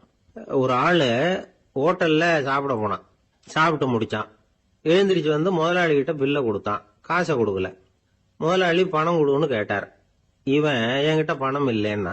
முதலாளி கொஞ்சம் கூட அலட்டிக்கல. உள்ளே இருந்து ஒரு ஆளை கூப்பிட்டார். இவனை கூப்பிட்டுட்டு போய் இட்லி மாவு ஆட்ட சொல்லுனார். இவனும் கவலைப்படாம உள்ள போயிட்டான். அப்போ அழைச்சிட்டு போற ஆளு கேக்குறான், ஏன் சார் சாப்பிடுறதுக்கு முன்னாடி காசு இல்லைங்கிறது உங்களுக்கு தெரியாதா அப்படின்னு கேக்குறான். தெரியும், காசு இல்லைங்கிறதும் தெரியும், காசு இல்லாம சாப்பிட்டா மாவாட்டணுங்கிறதும் தெரியும் அப்படின்னா அந்த ஆள். அப்படின்னா நீங்க உங்க வீட்லயே சாப்பிட்டு இருக்கலாமே அப்படின்னு கேக்குறான் அவன். அதுக்கு இவர் சொல்றாரு, அது எப்படி, அங்க சாப்பிட்டாலும் நான் இதே வேலையை தானே செய்ய வேண்டியிருக்கும் அப்படின்னாராம். நமக்கு முன்னாடி நமக்கு வேண்டிய ஒருத்தர் ஒரு கிளாஸ்ல நமக்கு பழச்சாறு கொண்டாந்து வைக்கிறாருன்னு வச்சுங்க. உடனே நாம என்ன பண்ணுவோம், எடுத்து கிடுகிடுன்னு சாப்பிட்டுருவோம் அடுத்தவங்க யாரும் வர்றதுக்குள்ள. அதை விட்டுட்டு அதை கொண்டாந்து வச்சவர்கிட்டயே அதோட விலை என்ன அப்படி இப்படின்னு நான் கேட்டுக்கிட்டு இருப்போம். நாம கேட்க மாட்டோம். ஆனா காந்திஜி அப்படி கேட்டாராம்.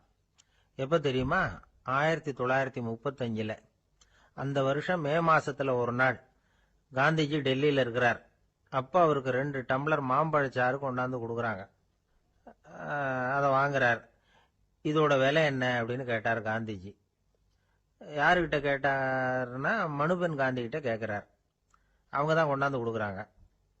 காந்திஜிக்கு உதவி செய்யறதுக்காக அவர் கூடவே இருந்தவங்க அவங்க கிட்ட தான் கேட்கிறார். காந்திஜி சும்மா வேடிக்கைக்காக இப்படி கேட்கிறாருன்னு நினைச்சுட்டாங்க அந்த அம்மா. அதுவும் இல்லாம அதோட விலையை கேட்டா காந்திஜி நிச்சயமா அதை சாப்பிட மாட்டார் அப்படிங்கிற பயம் வேற. அதனால அந்த அம்மா பதில் எதுவும் சொல்லாம கம்முன்னு இருந்துட்டாங்க. கொஞ்ச நேரம் ஆச்சு. அந்த பழச்சாறு வச்ச இடத்துல அப்படியே இருக்குது, வச்ச இடத்துல வச்சபடியே இருக்கு. காந்திஜி அதை சாப்பிடவே இல்லை. மனுபென் காந்தி பார்த்தாங்க. மெதுவா காந்திஜி கிட்ட போய் அதை சாப்பிடுங்களேன் அப்படின்னாங்க. பழச்சாறு விலை என்னன்னு கேட்டேன், அதுக்கு பதில் இல்லை. அது முதல் தப்பு. பதிலை எதிர்பார்த்திருந்தும் அதை பத்தி விசாரிக்கல, அது 2வது தப்பு.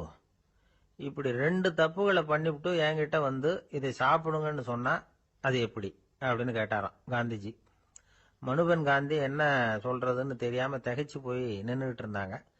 காந்திஜி தொடர்ந்து சொன்னாராம், இப்ப என் முன்னாடி வச்சிருக்கிற இந்த பழச்சாறு விலை சுமாரா ஒரு அரை ரூபாயாவது இருக்கும். அது அந்த காலத்து மதிப்பு. இந்த பழச்சாறு இல்லாம கூட என்னால இருக்க முடியும். ஆனா அவசியமான பொருள்களை வாங்கறதுக்கு கூட சக்தி இல்லாத மக்கள் இந்த நாட்டில் நிறைய பேர் இருக்கிறாங்க. அப்படி இருக்கிறப்போ எனக்கு என்னத்துக்கு இந்த விலை உயர்ந்த பானம்? இதை இப்போ நான் சாப்பிட்டா என் உடம்பு வேணும்னா ஆரோக்கியமாகலாம், ஆனா என் மனசு அமைதி அடையாது. எனக்கு என்னுடைய உடல் ஆரோக்கியத்தை விட மன ஆரோக்கியம் தான் முக்கியம். அதனால இதை நான் சாப்பிட மாட்டேன், எடுத்துட்டு போயிடு அப்படின்னாராம். அந்த சமயத்துல ஒரு அகதி பொண்ணு 2 குழந்தைகளோட காந்திஜியை பார்க்கறதுக்காக வந்தது. வணக்கம் சொல்லிச்சு. காந்திஜி உடனே தனக்கு முன்னாடி இருந்த பழச்சாற்றை எடுத்து அந்த பொண்ணுகிட்டையும் குழந்தைகள்கிட்டையும் கொடுத்து சாப்பிட சொன்னார். அவங்க அதை வாங்கி ரொம்ப சந்தோஷத்தோட சாப்பிட்டாங்களாம். அதை பார்த்த காந்திஜி முகத்துல ஒரு புன்னகை, ஒரு பரவசம், ஒரு திருப்தி. அவர் மனசு நிறைஞ்சி இருந்தது. அப்போ அவர் சொன்னாராம், ஆண்டவன் எனக்கு எப்பவும் சரியான சமயத்துல கை கொடுப்பாருங்கிறது அதுக்கு இதுதான் அத்தாட்சி. நான் ஒரு இக்கட்டான சூழ்நிலையில இருக்கிறப்ப கூட கடவுளின் கருணையால அந்த சூழ்நிலை என்னை பாதிக்கல. என் கூட இவ்வளவு நாள் பழகியும் கூட இங்க இருக்கிறவங்க எனக்கு அதிக விலையுள்ள பழரசத்தை கொடுத்தாங்க. ஆனா சரியான நேரத்துல அதை சாப்பிட வேண்டியவங்களை என்கிட்ட அனுப்பி வச்சு என்ன சந்தோஷப்படுத்தினார் கடவுள், அவருக்கு நன்றி அப்படின்னாராம் மகாத்மா காந்தி. உடல் ஆரோக்கியத்தை விட மன ஆரோக்கியம்தான் எனக்கு முக்கியம்னு சொன்னார் பாருங்க. அதை நாம எல்லாரும் மனப்பூர்வமா இன்னைக்கு சிந்திச்சு பார்க்கணும். இந்த காலத்துல எல்லாரும் அப்படியா நினைக்கிறாங்க? எனக்கு தெரிஞ்ச ஒருத்தர் இருந்தார். தினமும் காலையில ஒரு காபி சாப்பிட உட்கார்ற நேரத்துல பக்கத்து வீட்டுக்காரர் வந்து சேருவார் கரெக்டா. உடனே அவரும் தனக்குன்னு வந்திருக்கிற காப்பியை எடுத்து மனப்பூர்வமா பக்கத்து வீட்டுக்காரர்கிட்ட கொடுத்துருவார். அதுக்கப்புறம் அவருக்காக வேற காப்பி போட்டு கொண்டாந்து கொடுத்தாலும் வேண்டான்னு சொல்லிடுவார். ஆண்டவனா பார்த்து சரியான நேரத்துல அவரை எங்க வீட்டுக்கு தினமும் அனுப்பி வைக்கிறார் அப்படிம்பார். ஏன் அப்படி சொல்றீங்க அப்படின்னு கேட்டோம் ஒரு நாள். அதுக்கு அவர் சொல்றார், எனக்கு என்னோட உடல் ஆரோக்கியம்தான் முக்கியம். இத கடவுள் புரிஞ்சுக்கிட்டு எங்க வீட்டு காப்பியை சாப்பிடுறதுக்கு தினமும் அடுத்த வீட்டுக்காரனை அனுப்பி வைக்கிறார் அப்படின்னார். உங்க பையன் எப்படி சார் இருக்கான் அப்படின்னு விசாரிச்சார் ஒருத்தர். அவன் என்ன சார், எதை சொன்னாலும் காதுல வாங்க மாட்டேங்கிறான், அவன் பாட்டுக்கு போறான் வர்றான் அப்படின்னு சொல்லி அழுத்துக்கிட்டார் அப்பா. பெரியவங்க சொல்றதை சின்ன பிள்ளைங்க கேட்கறது இல்லைங்கிறது ஒரு குறை. பெரியவங்க சொல்றது சின்ன பிள்ளைங்க காதுலயே விழறது இல்லைங்கிறது ஒரு குறை. இது கொஞ்சம் சீரியஸான விஷயம், கவனிச்சு பார்க்கணும். ஒரு குழந்தைக்கு காது சரியா கேக்குதா இல்லையா அப்படிங்கறத நாம தான் கவனிச்சு பார்த்து கண்டுபிடிக்கணும். அதுவா நம்ம கிட்ட தவழ்ந்து வந்து, அப்பா எனக்கு காது கேட்கல, அழைச்சிட்டு போங்க டாக்டர் கிட்ட அப்படின்னுலாம் சொல்லிட்டு இருக்காது. அது சரி, ஒரு குழந்தைக்கு காது சரிவர கேக்குதா இல்லையா அப்படிங்கறத முன்கூட்டியே நாம தெரிஞ்சுக்கிறது எப்படி? அதுக்கு சில வழி இருக்கு. உங்க குழந்தைய கொஞ்சம் அப்படியே கவனிச்சு பாருங்க. அடிக்கடி ஜலதோஷம், காதுல அரிப்பு ஏற்படுதா? மூக்கு விரிவாகவும், அப்புறம் டான்சில், அடினாய்டு, சத அழற்சி, இது மாதிரி ஏதாவது இருக்கா? வாயிலிருந்து எச்சில் ஒழுகுதா? குழந்தை வாயினால சுவாசிக்குதா? பற்கள் முன்னாடி தள்ளி வளருதா? இதெல்லாம் அதுக்கு அறிகுறி. அப்புறம் இந்த V, B, D, F, D H இப்படி இந்த ஒலிகள் சேர்ந்த வார்த்தைகளை குழந்தை சரியா புரிஞ்சுக்காது. இப்போ உதாரணத்துக்கு பட்டுன்னு சொல்லு குழந்தை அப்படின்னீங்கன்னா அது கட்டுன்னு சொல்லும். அதாவது பட்டு சவுண்ட அதால புரிஞ்சுக்க முடியல. அப்புறம் உங்க குழந்தை உங்களை உறக்க பேச சொல்றானா, அடிக்கடி கேள்வி கேட்கறானா, சாப்பிடுறப்போ கவனம் இல்லாம இருக்கானா, படிப்புல போதுமான முன்னேற்றம் இல்லையா, வகுப்புல சரியா கவனிக்கிறது இல்லையா, இப்படியெல்லாம் இருந்தா ஆரம்பத்திலேயே டாக்டர் கிட்ட அழைச்சிட்டு போய் சிகிச்சையை ஆரம்பிச்சுடலாம், குணப்படுத்தி விடலாம். குழந்தைக்கு காது சரியா கேட்கலன்னா நீங்க செய்ய வேண்டியது என்ன தெரியுமா? அவனுக்கு காது கேட்கலங்கிறதுக்காக அவன் முன்னாடி சத்தம் போட்டு பேசக்கூடாது. மெதுவா சீரா பேசணும், அவனை பார்த்து பேசணும். உங்க உதட்டு அசைவுகள் அவனுக்கு உதவும். அதை பார்த்தே புரிஞ்சுக்குவான். நீங்க வாயில வெத்தலை பாக்கு போட்டுக்கிட்டோ புகை பிடிச்சிக்கிட்டோ பேசக்கூடாது. அப்படி பேசினா அவனால அந்த உச்சரிப்பை சரியா புரிஞ்சுக்க முடியாது. ஒரு வார்த்தையை சொல்றீங்க, அவனுக்கு புரியல அப்படின்னா அதே வார்த்தையை மறுபடியும் சொல்லணும். அவனுக்கு நீங்க முதல்ல சொன்ன வார்த்தை புரியலன்னு நினைச்சுக்கிட்டு மறுபடியும் திருப்பி சொல்றப்போ அதே அர்த்தம் வரக்கூடிய வேற வார்த்தையை சொல்லக்கூடாது. இப்படிலாம் நடந்துகிட்டா அவனுக்கு மன திடத்தை ஏற்படுத்த முடியும். இல்லைன்னா அவனுக்கு தாழ்வு மனப்பான்மை வந்துடும். குழந்தைக்கு காது கோளாறுன்னா ஆரம்பத்திலேயே டாக்டர் கிட்ட அழைச்சிட்டு போனா போதும், குணப்படுத்தி விடலாம். அப்புறம் பார்த்துக்கலாமே அப்படின்னு அலட்சியமா இருந்துட்டாதான் கஷ்டம். சில பேர் கோபத்துல சின்ன பிள்ளைங்க காதை பிடிச்சி திருகிறது உண்டு. இது ரொம்ப தப்பு. காது கையோட வந்துட்டா என்ன பண்றது? ஒரு வேடிக்கை கதை, அது கதை தான், நிஜமா நடந்தது இல்லை. அது மாதிரி நடக்கும் நடக்காது, ஒரு வேடிக்கைக்காக சொல்லப்படுற கதை. அதாவது ஒரு வீட்டில் அப்பா அம்மாவை பார்த்து சொல்லிட்டு இருக்கார், இதை பாரு, நாளைக்கு காலையில் என்னை சீக்கிரம் எழுப்பி விட்டுரு, நான் செங்கல்பட்டு வரைக்கும் போயிட்டு வர வேண்டியிருக்கு அப்படின்னாராம். இதை அவங்க பையன் காதில் வாங்கிட்டு இருக்கான். அப்பாவுக்கு சிரமம் வேண்டாமே அப்படின்னு நினைச்சு அவனே காலையில யாருக்கும் தெரியாம எழுந்திருச்சு புறப்பட்டு செங்கல்பட்டுக்கு போட்டான். சாயந்தரமா திரும்பி வந்தான். அப்பா பையனை காணாம அலமோதிக்கிட்டு இருக்கிறார். சாயந்தரமா பையனை பார்த்ததும் எங்கடா போயிட்டு வந்தேன்னு கேட்டார் கோவமா. செங்கல்பட்டுக்கு போயிட்டு வந்தேப்பா, நீ வீணா அலைய வேண்டாமேன்னு அப்படின்னா. எதுக்கடா போனேன்னு அதட்டினார். அதான்ப்பா, நீ நேற்று அம்மா கிட்ட சொல்லிக்கிட்டு இருந்த, அதை காதில் வாங்கினேன், உனக்காக நான் போயிட்டு வந்தேன் அப்படின்னா. உடனே எந்த காதில் வாங்கினேன் அப்படின்னு சொல்லி காதை பிடிச்சி திருகினார். அந்த காது கையோட வந்துட்டுது. இது நடந்து கொஞ்ச நாள் கழிச்சு அந்த அப்பாவும் பையனும் கடத்தெருவில் போயிட்டு இருக்கிறாங்க. எதிரில் ஒரு நாய் ஓடி வந்தது. அதுக்கு 2 காதும் இல்லை. என்ன இது, இந்த நாய்க்குட்டிக்கு 2 காதும் இல்லை அப்படின்னாரு அப்பா. அதுக்கு பையன் சொல்றான், அப்பா அது 2 தடவை செங்கல்பட்டுக்கு போயிட்டு வந்துருவோம் அப்படின்னா. 2 பேர் சுவாரஸ்யமா பேசிட்டு இருக்கிறப்போ குறுக்க புகுந்து தொந்தரவு பண்றதுக்குன்னே சில பேர் இருப்பாங்க. அது ரொம்ப இடைஞ்சலா இருக்கும். இதே மாதிரி மின்காந்தம் கூட குறுக்க புகுந்து தொந்தரவு பண்ணும். கடைசியில் அது ஒரு பெரிய இடைஞ்சல கொண்டாந்து விட்டுரும். சில வீடுகளில் கேபிள் கனெக்ஷன் இல்லாம சில தனியார் டிவி காட்சிகள் தெரியும். அதுக்கு என்ன காரணம்னா இந்த மின்காந்த குறுக்கீடு தான் காரணம். இதைத்தான் சுருக்கமா EMI அப்படின்னு சொல்றாங்க. அதாவது எலக்ட்ரோ மேக்னெட்டிக் இன்டர்ஃபியரன்ஸ். இது ஏற்படக்கூடிய இடங்கள் எது எதுன்னு எடுத்துக்கிட்டா அது ஒரு பெரிய பட்டியலாவே போயிடும். இந்த EMI தொந்தரவு கேபிள் டிவியில மட்டும்தான் இல்லை, ராக்கெட் ஏவுதளத்தில் உள்ள ரேடார்கள், அங்க உள்ள சில சக்தி வாய்ந்த தொலைத்தொடர்பு சாதனங்கள், விமான தளங்கள்ல உள்ள ரேடார்கள், கப்பல் தளங்கள்ல பொருத்தப்பட்டிருக்கக்கூடிய சக்தி வாய்ந்த ஆண்டனாக்கள், இப்படி நிறைய சொல்லலாம். காவல் நிலையங்கள்ல பயன்படுத்தப்படுகிற வயர்லெஸ் தொடர்பு சாதனங்கள் கூட ஓரளவுக்கு இந்த மின்காந்த அலைகளை வெளியிடும். நம்ம வீட்டில் உட்காந்துக்கிட்டு ரேடியோ கேட்டுக்கிட்டு இருப்போம் அல்லது டிவி பார்த்துக்கிட்டு இருப்போம். அந்த சமயத்தில் பக்கத்து தெருவில் ஒரு மோட்டார் சைக்கிள் அல்லது காரு, குறிப்பாக பெட்ரோல் இன்ஜின், அது போகிறப்ப அதில் உள்ள மின்கலத்தில் அதாவது மேக்னட்டோ பேட்டரியிலிருந்து வெளிப்படுகிற மின்காந்த அலை இங்கே டிவியிலையும் ரேடியோவிலையும் கரகரப்பை உண்டு பண்ணும். சரி, இது பெருசா என்ன இடைஞ்சலை உண்டு பண்ணிட போகுது அப்படின்னு நாம அலட்சியமா நினைக்கலாம். வயசானவங்களுக்கு மறதி நோயின்னு ஒன்று வரும்ல, அல்ஷமீர், அதாவது மூளையில் உள்ள செல்கள் செயலிழந்து போயிடுறது. அது செய்ய வேண்டிய வேலையை மறந்துடும். மனைவியே எதிரில் நின்னா கூட உன்னை எங்கேயோ பார்த்தது மாதிரி தெரியுதே அப்படின்னு சொல்லிட்டு இருப்பாங்க. அப்படி ஒரு மறதி. இந்த விசித்திரமான நோய்க்கு இதுவரைக்கும் மருந்தே இல்லைன்னு வேற சொல்றாங்க. இந்த மைக்ரோ ஓவன் அப்படின்னு சொல்லக்கூடிய சமையல் அடுப்புகள் கூட மின்காந்த அலைகளை வெளியிடுது. சமயத்தில் சில தொழிற்சாலைகளில் கூட பெரிய விபத்துக்களை இந்த இஎம்ஐ உண்டு பண்ணிவிடும். இதை பத்தி தீவிரமா சிந்திக்க ஆரம்பிச்சதே ஒரு விபத்துக்கு பிறகுதான்.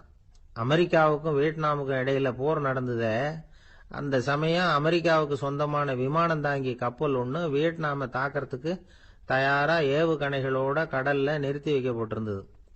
தற்செயலா அந்த பகுதியில கப்பல் தொலைத்தொடர்பு பகுதிக்கு அருகில ஊடுருவிய இந்த சக்தி வாய்ந்த ரேடியோ அலைகள் ஏவுகணையில இருந்த மின்னணு சர்க்கியூட்டை பூர்த்தி செஞ்சு வச்சுட்டுது. அவ்வளவுதான், ஏவுகணை அங்கேயே வெடிச்சு செதறி போச்சு.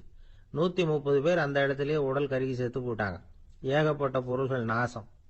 இந்த விபத்துக்கான காரணம் என்னங்கிறத உடனடியா யாராலையும் கண்டுபிடிக்க முடியல. ரொம்பவும் கடுமையா முயற்சி பண்ணி கடைசியா கண்டுபிடிச்சாங்க, இது இந்த இஎம்ஐ வேலை தான் அப்படின்னு.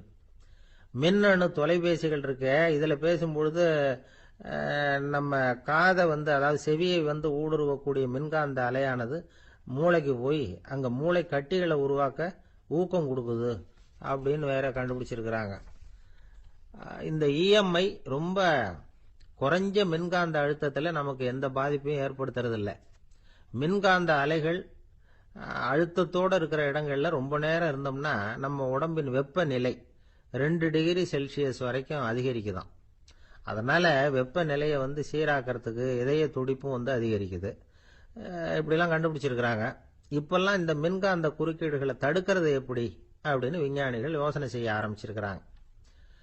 இந்த விஷயத்துல அலட்சியமா இருந்தோம்னா எதிர்காலத்துல நிறைய பேருக்கு இந்த ஞாபக மறதி நோய் வந்துடும். அப்புறம் அது ரொம்ப கஷ்டமா போயிடும். ஒரு குடும்ப தலைவர் தன் மனைவியை பார்த்து, யார் நீ, உன்னை எங்கேயோ பார்த்தது மாதிரி இருக்குதே அப்படின்னு சொல்லிட்டு இருந்தார். உடனடியாக அவரை போய் பார்த்தேன். வாங்க டாக்டர்கிட்ட போகலாம் அப்படின்னு. அவரு என்னை தனியாக அழைச்சிட்டு போய் காதோட காதா மெதுவாக சொல்றார், இதை பார்ப்பா, என் கையில் பணம் இல்லாத போகலாம், அப்படி மறதி நோய் வந்துட்டது மாதிரி நடிச்சுக்கிட்டு இருப்பேன், அவ்வளவுதான், அதை நீ கண்டுக்காத அப்படின்னார். ஒரு பூங்கா, அங்க ஒருத்தர் நின்றுட்டு இருக்கிறார். நின்றுகிட்டே ஏதோ ஆழ்ந்த யோசனையில் இருக்கிறார். அந்த பக்கமா இன்னொருத்தர் வந்தார். இவரை கவனிச்சார்.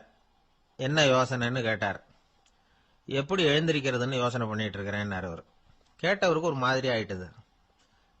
ஏற்கனவே நின்றுகிட்டு இருக்கிற ஒருத்தர் எப்படி எழுந்திருச்சு நிக்கிறதுன்னு யோசிக்கிறாருன்னா அது ஆச்சரியம் தானே. அதுக்கப்புறம் இவர் யோசிக்க ஆரம்பிச்சார், என்ன இவர் இப்படி பேசுறாரு அப்படின்னு. கீழே விழுந்தாதானே எழுந்திருச்சு நிக்க முடியும். அதனால எழுந்திருக்கணும்னு நினைக்கிறவங்க முதல்ல கீழே விழணும். இவர் முதல்ல கீழே விழணும், அதுக்கப்புறம் தான் எழுந்திருக்கிறது எப்படின்னு சிந்திக்க முடியும். இந்த உலகத்துல எல்லாருமே கீழே விழுந்து எழுந்தவர்கள் தான். இப்ப இந்த குழந்தை பருவத்துல கீழே விழாம நடைபயில கற்றுக்கிட்டவங்க யாராவது உண்டா? சின்ன வயசுல ஒரு தடவை கூட கீழே விழல சார், அப்படியே பிறந்தார் வளர்ந்தார் பெரியவர் ஆயிட்டார் அப்படின்னு யாரையும் சொல்ல முடியாது. அதனால மனுஷங்கிறவன் விழுந்து புரண்டு எழுந்துதான் நடக்க கத்துக்கிறான். ஒரு உண்மையை நாம எல்லாரும் புரிஞ்சுக்கணும். இந்த உலகத்துல தவறு செய்யாத மனிதர்களே யாரும் கிடையாது. அப்படி இருக்கிறப்போ எப்போதாவது நாம தவறு பண்ணிவிட்டோம்னா அதுக்காக மனசு உடைஞ்சு போயிடக்கூடாது, வாழ்க்கையில வெறுப்பு வந்துடக்கூடாது. ஒரு தவறு நடந்துட்டுதா அதுக்காக மனசு உடைஞ்சு போடாதீங்க, அதை ஒரு பாடமா எடுத்துக்கங்க. அதே தவறு மறுபடியும் நடக்காம வேணும்னா பாத்துக்கலாம். அது போதும். தடைக்கல்ல படிக்கல்லாம் மாத்திக்கணும். இதுதான் இதுல முக்கியம். ஒரு அலுவலகம், அங்க ஒரு அதிகாரி, அவர் உயர்ந்த பதவியில் இருந்தார். சிறந்த நிர்வாகின்னு பேர் வாங்கினவர். அவர் தனக்கு கீழே வேலை செய்யறவங்க கிட்ட எல்லாம் சொல்லுவாராம், இந்த நிறுவனத்துல நீங்க எத்தனை தடவை வேணும்னாலும் தவறுகள் செய்யலாம், ஆனா ஒரே விஷயம் என்னன்னா, ஒரே தவறை மறுபடியும் செய்யக்கூடாது, அது முக்கியம் அப்படின்பாராம். இத மேம்போக்கா பார்த்தா அவர் ஏதோ தன்னுடைய ஊழியர்களை தவறு செய்ய தூண்டுறது மாதிரி தெரியும். ஆனா உண்மை அப்படி இல்லை. இன்னைக்கு என்ன நடக்குது தெரியுமா? அநேகமா எல்லா மனிதர்களுமே ஒரே தவறை தான் மறுபடியும் மறுபடியும் செய்யறாங்க. விளையாட்டு வீரர்கள் ஒரே மாதிரியான தவறுகளை திரும்ப திரும்ப செய்யறது உண்டு. கணக்கு எழுதுறவங்கள பாருங்க, ஒரே தப்ப மறுபடியும் மறுபடியும் செய்வாங்க. அலுவலகம் வருகிறவர்களை கவனிங்க, ஒரு நாள் தாமதமா வந்தா பரவாயில்ல, தினமும் தாமதமா வருவாங்க. இது மாதிரி செய்த தவறையே திரும்ப திரும்ப செய்யறதுக்கு என்ன காரணம் அப்படின்னா, சோம்பல், ஞாபக மறதி, கவனக்குறைவு, தன்னுடைய திறமை பேர்ல அளவுக்கு மீறிய நம்பிக்கை, இப்படி இதுல ஏதாவது ஒரு காரணமா இருக்கலாம் அப்படிங்கிறாங்க இது பற்றி ஆய்வு செய்கிற வல்லுநர்கள். ஒரு தடவை செஞ்ச தவிர மறுபடியும் செய்யறது இல்லைன்னு முடிவு செஞ்சுக்கிட்டு அதை செயல்படுத்த கத்துக்கணும். அது போதும், வாழ்க்கை வெற்றிகரமா அமையும் அப்படிங்கிறாங்க அந்த அனுபவசாலிகள். அதனால வெற்றிகரமா வாழ்க்கையில நடைபோட விரும்பும் இளைஞர்கள் தவிர்க்க வேண்டியது என்னன்னா, முதல்ல சோம்பலை தவிருங்கள், சுறுசுறுப்பாக இயங்குங்கள் அப்படிங்கறது அவங்க அறிவுரை. ரெண்டாவது ஞாபக மறதி, எந்த செயல்லையும் ஈடுபாடு வேணும், அக்கறை வேணும். மூணாவது கவனக்குறைவு, எதையும் அலட்சியப்படுத்தக்கூடாது. நாலாவது என்னால முடியாதது எதுவுமே கிடையாது அப்படிங்கிற அளவுக்கு மீறிய நம்பிக்கை, அது ஆபத்துல கொண்டு போய் விட்டுரும். அதனால முதல் தவறு உங்களுக்கு ஒரு பாடமா அமையணும். ஒரு மனிதர், அவர் தன்னுடைய 2 காதுலையும் கட்டு போட்டுக்கிட்டு வந்தார். அவருடைய நண்பர் அதை கவனிச்சுட்டார். என்ன சார் ஆச்சு, 2 காதுலையும் கட்டு போட்டுருக்கீங்களே அப்படின்னு விசாரிச்சார். ஒண்ணுமில்ல சார், வீட்டுல ரொம்ப ஆர்வமா டிவியில கிரிக்கெட் மேட்ச் பார்த்துக்கிட்டு இருந்தேன். அப்போ என்னுடைய மனைவி துணிகளுக்கு அயன் பண்ணிட்டு இருந்தாங்க. அயன் பாக்ஸ அப்படியே வச்சுட்டு அடுப்பங்கரைக்கு போயிட்டாங்க. அந்த சமயம் பார்த்து டெலிபோன் பண்ணி அடிச்சுது. அவசரமா ஓடி போய் அதை எடுத்து காதுல வச்சேன். அப்பதான் தெரியும் அது அயன் பாக்ஸுங்கிற விஷயம். சூடா இருந்ததா, சுட்டு விட்டுது அப்படின்னார். ஒரு காது சரி சார், 2 காதும் ஏன் அப்படி ஆச்சு அப்படின்னு கேட்டார். அதே ஆளு மறுபடியும் போன் பண்ணா சார் அப்படின்னாரு இவர் எவ்வளவு தூரம் யோசிச்சிருப்பாரு பாருங்க.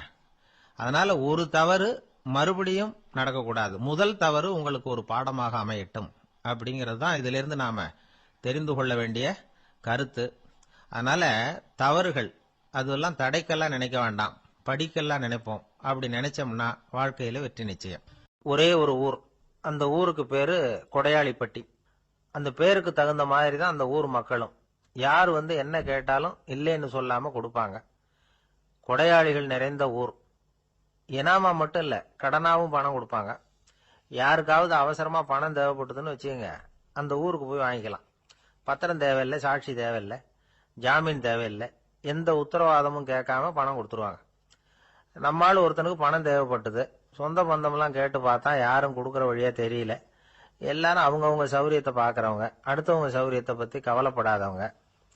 இவன் எல்லாரையும் கேட்டு பார்த்துட்டு சோர்ந்து போய் உக்காந்துட்டான். அந்த நேரம் தான் கொடையாளிப்பட்டியை பத்தி கேள்விப்பட்டான். அப்படி ஒரு ஊர் இருக்கிறது தெரிஞ்சதும் அந்த ஊருக்கு வழி கேட்டுக்கிட்டு ஒரு நாள் புறப்பட்டு போனான். வயல்காட்டு வழியா போக வேண்டியிருந்தது. மெதுவா நடந்து ஊர் எல்லைக்கு வந்துட்டான். 2 பக்கமும் விவசாய வேலைகள் மும்முரமா நடந்துகிட்டு இருக்குது. ஏர் உழுதுகிட்டு இருக்கிறாங்க. அப்ப அங்க ஒரு ஆளை பாம்பு கடிச்சுட்டுது. பக்கத்துல வேலை செஞ்சுக்கிட்டு இருந்தவங்க ஓடி வந்தாங்க. அவசரமா செய்ய வேண்டிய முதல் உதவியெல்லாம் செஞ்சு பார்த்தாங்க, பலன் இல்லை. அந்த ஆள் செத்து போட்டான். அவன் செத்து விட்டான்னு தெரிஞ்சதும் அவனை தூக்கி வரப்பு மேல போட்டுட்டு எல்லாரும் அவங்கவுங்க வேலையை கவனிக்க ஆரம்பிச்சுட்டாங்க. அங்க ஒரு ஆளு இவனை பார்த்து சொன்னான், ஐயா, நீங்க போற வழியில இவன் சொந்தக்காரன், இவனுக்கு சோறு கொண்டுகிட்டு வருவான், இவன் இங்க செத்துட்டான்னு அவன்கிட்ட சொல்லிவிடுங்க அப்படின்னா. இவனுக்கு ரொம்ப ஆச்சரியம். என்னடா இது, பாம்பு கடிச்சுட்டுதுன்னதும் பதறி அடிச்சுக்கிட்டு ஓடி வந்தாங்க, செத்துட்டான்னதும் பேசாம தூக்கி போட்டுட்டு போயிட்டாங்க அப்படின்னு நினைச்சுக்கிட்டே நடந்து போறான். எதிரில் சோறு கொண்டுகிட்டு ஒரு ஆள் வந்தான். இவன் விவரத்தை சொன்னான். அங்க உங்க சொந்தக்காரன் பாம்பு கடிச்சு செத்து போட்டான் அப்படின்னா. அவன் கொஞ்ச நேரம் அமைதியா நின்னான். அதுக்கப்புறமா அங்கேயே வரப்புல உட்காந்து கொண்டுகிட்டு வந்த சோத்தை தானே சாப்பிட்டு முடிச்சான். பேசாம எழுந்திரிச்சு திரும்பி போயிட்டான். கொஞ்சம் கூட பதறல, அழல. இப்படியும் ஒரு ஊரா அப்படின்னு நினைச்சு ஆச்சரியப்பட்டுக்கிட்டே இவன் ஊருக்குள்ள போனான். ஒரு பெரிய மனுஷனை பார்த்து பணம் கேட்டான். அவரும் இவனோட பேரையும் ஊரையும் மட்டும் விசாரிச்சுக்கிட்டு தேவையான பணத்தை கொடுத்துட்டார். பணத்தை வாங்கிட்ட பிறகு தன்னுடைய மனசை அரிச்சுக்கிட்டு இருந்த அந்த விஷயத்தை பத்தி கேட்டான். ஐயா, வழியில ஒருத்தன் செத்துட்டான், அவனை அப்படியே தூக்கி வரப்புல போட்டுட்டு எல்லாரும் வயல்வெளி வேலைகளை பார்த்துக்கிட்டு இருக்கிறாங்களே அப்படின்னா. இதுக்கு அந்த பெரியவர் சொன்னார், ஆமா அப்படித்தான் செய்வோம், வேலை முடிஞ்சு வீட்டுக்கு திரும்புறப்போ அவனை தூக்கிட்டு வந்து அடக்கம் பண்ணிடுவோம் அப்படின்னார். ரொம்ப ஆச்சரியமா இருக்கு அப்படின்னா. ஏன் உங்க ஊர்ல யாராவது செத்துட்டா என்ன பண்ணுவீங்க அப்படின்னு கேட்டார். என்ன இப்படி கேக்குறீங்க, எங்க ஊர்ல எல்லாம் பணத்தை தூக்க விட மாட்டாங்க, ஒப்பாரி வைப்பாங்க, கட்டி புரண்டு அழுது புலம்பி தீத்துருவாங்க அப்படின்னா இவன். பெரியவர் பார்த்தார், அவங்கிட்ட கொடுத்த பணத்தை லபக்குன்னு பறிச்சுக்கிட்டார், திருப்பி வாங்கிட்டார். இவன் பதறி போய் நிக்கிறான். அவரு சொன்னார், பணத்தையே விட மாட்டேன்னு கட்டுப்பிடிச்சு அழுதா நான் கொடுத்த பணத்தை மட்டும் எப்படி திருப்பி கொடுக்க போற, போயிட்டு வா அப்படின்னு விரட்டி விட்டாராம். இந்த கதையை நண்பர் ஒருத்தர் சொன்னார். கதை வேடிக்கையா தெரிஞ்சா கூட இதுல கருத்து உண்டு. பணம் பிணம் இது ரெண்டையுமே விடுறதுக்கு அவ்வளவு சுலபமா மனம் வர்றதில்லை. இந்த ரெண்டு விஷயங்கள்லயும் அறிவார்ந்த செயல்பாடு தேவை. ஒரு பேருந்து மரத்துல மோதி விட்டது, எல்லாரும் அடிபட்டு முனைகிட்டு கிடக்குறாங்க. டிரைவர் கண்டக்டர் இவங்களுக்கும் அடி, அவங்களும் ஒரு பக்கம் கிடக்குறாங்க. ஒரு மூலையில கிடக்கிற ஒருத்தன் மெதுவா முக்கி முனகி கண்டக்டர்னு சத்தம் போடுறான். கண்டக்டர் மெதுவா நகர்ந்து அவங்கிட்ட போய் என்னன்னு விசாரிக்கிறார். அவன் ரொம்ப சிரமப்பட்டு வாயை திறந்து ஒரு 15 காசு சில்லற பாக்கி அப்படின்னானா. ஒருத்தர் இருக்கார், நல்ல உத்தியோகத்துல தான் இருக்கிறார், ஆனா எப்ப பார்த்தாலும் முகத்தை வெறுப்பா வச்சிருப்பார், அப்படியே வருவார் போவார். ஏன் சார் இப்படி இருக்கிறீங்க அப்படின்னு விசாரிச்சோம். ஏன்டா இந்த வேலைக்கு வந்தோம்னு இருக்கு சார் அப்படின்னார். உங்க வேலை உங்களுக்கு பிடிக்கலையா அப்படின்னு கேட்டோம். இல்லைன்னார். இப்படிப்பட்டவங்க வெற்றிகரமான வாழ்க்கை வாழ முடியாது. இது நிபுணர்கள் கருத்து. வேலையை நேசிக்க தெரிந்தவர்கள் வெற்றி பெறுவார்கள் அப்படிங்கிறாங்க அவங்க.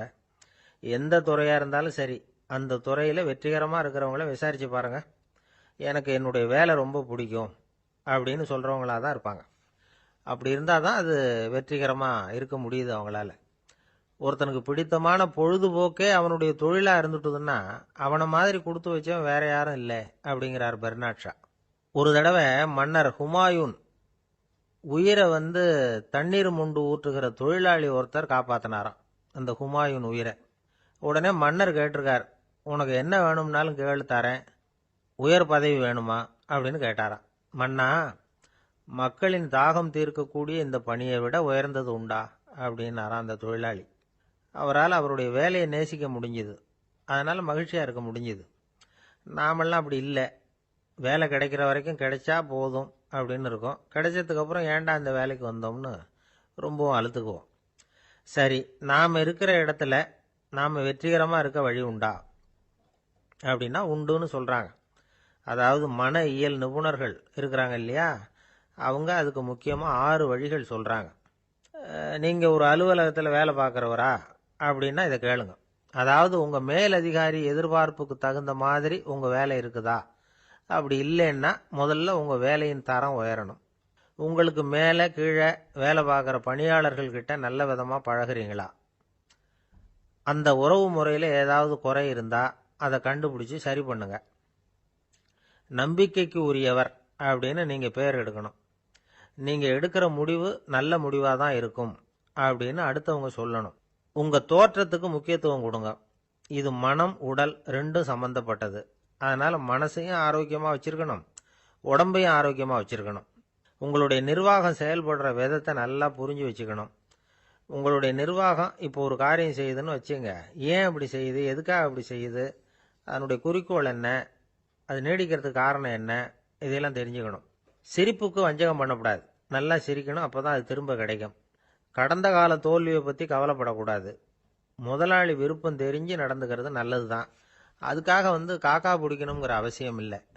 உங்களுக்கு ஒரு பொறுப்பான வேலை கிடைக்குது, உடனே சத்தம் குழப்பம் அப்படின்னு சூழ்நிலையை இறுக்கமாக ஆக்கிடக்கூடாது.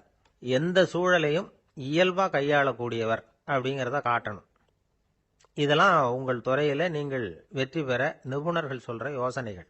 இவ்வளவு விவரமும் சொல்லிவிட்டு ஒருத்தரை பார்த்து கேட்டோம், இப்போ சொல்லுங்க, நீங்கள் செய்கிற வேலை உங்களுக்கு பிடிச்சிருக்குதா அப்படின்னோம். ரொம்ப ரொம்ப பிடிச்சிருக்குது அப்படின்னார். சரி, என்ன செஞ்சிட்டு இருக்கிறீங்க அப்படின்னு கேட்டோம். சும்மா தான் இருக்கிறேன் அப்படின்னார். ஒரே ஒரு ஊர்ல ஒரு பாதிரியார் இருந்தார். ரொம்ப நாள் சந்தோஷமா வாழ்ந்தார். ஒரு நாள் அவர் மடத்து சமையல் அறையில பாத்திரங்களை கழுவி துலக்கி சுத்தப்படுத்திக்கிட்டு இருந்தார். அந்த சமயத்துல ஒரு தேவ தூதன் அவர் முன்னாடி வந்து நின்னான். இவர் நிமிர்ந்து பார்த்தார். ஆண்டவர் என்னை வந்து உங்ககிட்ட அனுப்பியிருக்கிறார். பரலோகத்துல வாசம் செய்யறதுக்கு உங்களுக்கு நேரம் வந்துட்டுது அப்படின்னு நான் அந்த ஆள். ஆண்டவருக்கு என்னோட ஞாபகம் வந்ததுக்கு நன்றி. ஆனாலும் இப்போ இங்கே நீயே பாரு, எவ்வளவு பாண்டங்கள் பாக்கி இருக்கு. இவ்வளவையும் நான் வந்து சுத்தப்படுத்த வேண்டியிருக்கு. நான் வந்து நன்றி கெட்டவனாக இருக்க விரும்பலை. இந்த பணியை முடிக்கிற வரைக்கும் என்னுடைய பரலோக வாழ்வை தள்ளி வைக்க முடியுமா? நீ என்ன நினைக்கிற அப்படின்னு கேட்டார். தேவதூதன் தனக்கே உரிய விவேகத்தோட அன்போட பாதிரியாரை பார்த்தான். சரி, என்ன செய்யலாம்ங்கிறத அப்புறம் சொல்கிறேன் அப்படின்னு சொல்லிவிட்டு புறப்பட்டு போயிட்டான். ஒரு நாள் அந்த பாதிரியார் தோட்டத்தில் உள்ள களைகளை எல்லாம் ஒரு களை கொத்தியால் கொத்தி களை எடுத்துக்கிட்டு இருக்கிறார். அந்த சமயத்தில் இந்த தேவதூதன் மறுபடியும் அவர் முன்னாடி வந்து நிற்கிறான். பாதிரியார் பார்த்தார். இதை பாரு, இந்த தோட்டம் பூராவும் எவ்வளவு களை மண்டி கிடக்கு. பரலோகம் கொஞ்ச காலம் எனக்காக பொறுத்திருக்கலாம்னு நீ நினைக்கிறியா அப்படின்னு கேட்டார். தேவதூதன் சிரிச்சுக்கிட்டே மறுபடியும் மறைஞ்சிட்டான். மறுபடியும் அவர் களை எடுக்கிறது, தானிய களஞ்சியத்துக்கு வர்ணம் பூசுறது, இப்படிப்பட்ட வேலைகளில் ஈடுபட்டிருக்கார். இன்னொரு நாள் ஒரு மருத்துவமனையில் நோயாளிகளை கவனிச்சுக்கிட்டு ரொம்ப தீவிரமாக இருக்கிறார் அந்த பாதிரியார். ஒரு நோயாளியோட தாகத்துக்கு தண்ணீர் கொடுத்துட்டு நிமிர்ந்து பார்க்குறப்போ தேவதூதன் மறுபடியும் அவர் முன்னாடி வந்து நிற்கிறான். இந்த தடவை பாதிரியார் தன்னலமற்றவராக பேரன்பை காட்டக்கூடிய வகையில் தன்னுடைய 2 கைகளையும் உயர்த்தியபடி தேவதூதனின் கவனத்தை வந்து பிணியால் வாடக்கூடிய நோயாளிகளின் பக்கம் திருப்பினாராம். தேவதூதன் ஒன்றும் சொல்லலை, மறைஞ்சிட்டான். அன்னைக்கு சாயந்தரம் பாதிரியார் வந்து மடத்தில் உள்ள தன்னுடைய அறைக்கு போய் இளைப்பாறினார். யோசிச்சு பார்த்தார். தேவதூதனையும் தேவதூதனின் விருப்பத்தையும் பல நாள் தள்ளி போட்டு வந்ததையும் அவர் ரொம்ப நினச்சி பார்த்தார். திடீர்னு தான் வந்து முதுமை அடைகிறதையும் சோர்வு அடைகிறதையும் உணர்ந்தார். ஆண்டவரை நினைச்சார். ஆண்டவரே, உம்முடைய தூதனை மறுபடியும் என்கிட்ட அனுப்புனா நான் சந்திக்கிறதுக்கு ஆவலாக இருக்கேன் அப்படின்னு சொல்கிறப்பவே தேவதூதன் பக்கத்தில் வந்து நின்னான். பாதிரியார் நிமிர்ந்து பார்த்தார். நீ இப்போவே என்னை அழைச்சிக்கிட்டு போக விரும்பினா நான் பரலோகத்துக்கு வர்றதுக்கு தயாராக இருக்கேன்னார். தேவதூதன் அந்த பாதிரியாரை அன்போடவும் விவேகத்தோடவும் பார்த்து, நீங்கள் வந்து என் கூட பரலோகத்துக்கு வர்ற தயாராக இருக்கிறதா சொல்கிறீங்க, ஆனால் நீங்கள் இதுவரைக்கும் வேற எங்கே இருந்ததா நினைக்கிறீங்க அப்படின்னு. அப்படின்னா இதுவரைக்கும் இருந்த இடம் தான் பரலோகம் அப்படிங்கிறத உணர்த்தியிருக்கிறான். பரலோகம்னா என்னன்னு புரிஞ்சுக்கிறதுக்கு இந்த சம்பவம் நமக்கு உதவியாக இருக்குது. தொண்டு செய்கிறத விட பெரிய செயல் வேற எதுவும் இருக்க முடியாது. அது நம்ம மனசுக்கு கொடுக்குற சுகத்தை வேற எதுவும் கொடுக்க முடியாது. நாம் தொண்டு செய்கிற இடம் தான் அந்த புண்ணிய இடம். ஆனால் இந்த காலத்துல எல்லாம் நாம் வந்து தொண்டு செய்யணும்னு நினச்சி ஏதாவது ஆரம்பித்தா கூட அதை ஒரு மாதிரியாக சுற்றி நின்று வேடிக்கை பார்க்க ஆரம்பிச்சிடுறாங்க. ஒரு பெரியவர் அப்படித்தான் ஒரு தொண்டு செஞ்சுக்கிட்டு இருந்தார். ஒரு கோவில் கட்டிக்கிட்டு இருந்தாங்க. அதில் ஒரு இடத்துல ஒரு பலகையை வச்சு ஆணி அடிக்கிற வேலையை செஞ்சுக்கிட்டு இருந்தார் அந்த பெரியவர். ஒரு சின்ன பையன் அதை ரொம்ப ஊக்கமாக அக்கறையாக கவனிச்சுக்கிட்டு இருந்தான். பெரியவர் இதை கவனிச்சார். என்னப்பா பார்க்குற, உனக்கும் இது மாதிரி தொண்டு செய்யணும்னு ஆசையாக இருக்கா அப்படின்னு கேட்டார். அதுக்கு அந்த பையன் சொல்கிறான், அப்படி இல்லைங்க, நீங்கள் ஆணி அடிக்கிறப்போ கையில் சுத்தியால் அடிச்சுக்கிட்டா எப்படி துடிப்பீங்க, எப்படி கத்துவீங்கன்னு தெரிஞ்சுக்கிறதுக்காக அதை பார்க்கணும்னு ஆசை, அதுக்காக தான் காத்துக்கிட்டு இருக்கேன் அப்படின்னு. நான் நம்பிக்கை இல்லைன்னா இந்த உலகத்தில் நாம் வந்து நடமாடவே முடியாது. அவநம்பிக்கையோடு இருந்துக்கிட்டு இருந்தா என்னைக்கும் அவஸ்தை தான். நாம் நம்புறது நடக்குதோ இல்லையோ அது வேற விஷயம். ஆனால் எதையும் நம்பி தான் நாம் அடி வைக்க வேண்டியிருக்கு. வேற ஒன்றும் வேணாம், ஒரு லாட்ரி சீட்டு வாங்குகிறோம், அது எங்கே நமக்கு விழப்போகுது அப்படிங்கிற அவநம்பிக்கையோடவா வாங்குகிறோம்? பரிசு நமக்கு தான் அப்படிங்கிற நம்பிக்கை உள்ளூர இருக்கிறதுனால தான் அதை வாங்குகிறோம். இருந்தாலும் முடிவு வேற மாதிரி ஆயிடுது. அதுக்காக மனசு சோர்ந்து போகிறதில்ல. அடுத்த மாதமும் சீட்டு வாங்குகிறோம். இந்த நம்பிக்கை தான் மனித வாழ்க்கைக்கு ஆதாரம். ஒரு கடையில் போய் டீ சாப்பிட்றீங்க, அந்த டீ நல்ல டீ தானா, அதில் விஷம் கலந்துருக்குமா அப்படிங்கிற சந்தேகம் வந்துட்டுதுன்னு வச்சுங்க. அதுக்கப்புறம் அதை எப்படி நீங்கள் சாப்பிட முடியும்? நம்பி தான் சாப்பிட்ணும். ரயில் ஒழுங்காக போய் சேருங்கிற நம்பிக்கை இருக்கிறதுனால தான் அதில் ஏறி உட்காடுறோம். லெட்டர் ஒழுங்காக போய் சேருங்கிற நம்பிக்கை இருக்கிறதுனால தான் பெட்டியில் போடுறோம். சரி, நம்ம கதையெல்லாம் நம்மளோட இருக்கட்டும். மனித நம்பிக்கை வந்து எந்த அளவுக்கு உறுதியாகவும் அறிவுபூர்வமாகவும் இருக்கணுங்கிறதுக்கு அலெக்சாண்டர் வாழ்க்கையில் நடந்த ஒரு சம்பவத்தை உதாரணமாக சொல்லலாம். இந்த உலகத்தையே ஜெயிக்கணும்னு புறப்பட்டார் அலெக்சாண்டர். ஒரு கட்டத்தில் அவர் சிட்னஸ் நதி கரைக்கு வந்து சேர்ந்தார். அந்த சமயத்தில் அவருக்கு கடுமையான நோய் வந்துட்டுது. அவர் கூடவே வந்திருந்த கிரேக்க வைத்தியர்கள் என்னென்னமோ முயற்சியெல்லாம் பண்ணி பார்த்தாங்க. இருந்தாலும் அலெக்சாண்டருக்கு வந்திருக்கிறது என்ன நோய்ங்கிறத அவங்களால கண்டுபிடிக்க முடியல. ஏன்னா அந்த பகுதியில் உள்ளவங்களுக்கு மட்டுமே அதிகமாக வரக்கூடிய ஒரு வினோதமான நோயாக இருந்தது அது. ஆனால் அவர் இருக்கிற இடம் எதிரியோட இடம், பாரசீக மன்னனோட ஆளுகைக்கு உட்பட்ட இடம். என்ன பண்ணுறது அப்படின்னு எல்லாரும் யோசனை பண்ணாங்க. பாரசீக மன்னனோட அரண்மனையில் இருக்கிற வைத்தியர் வந்தால் இந்த நோயை குணப்படுத்தி விடுவார் அப்படின்னு சொன்னாங்க.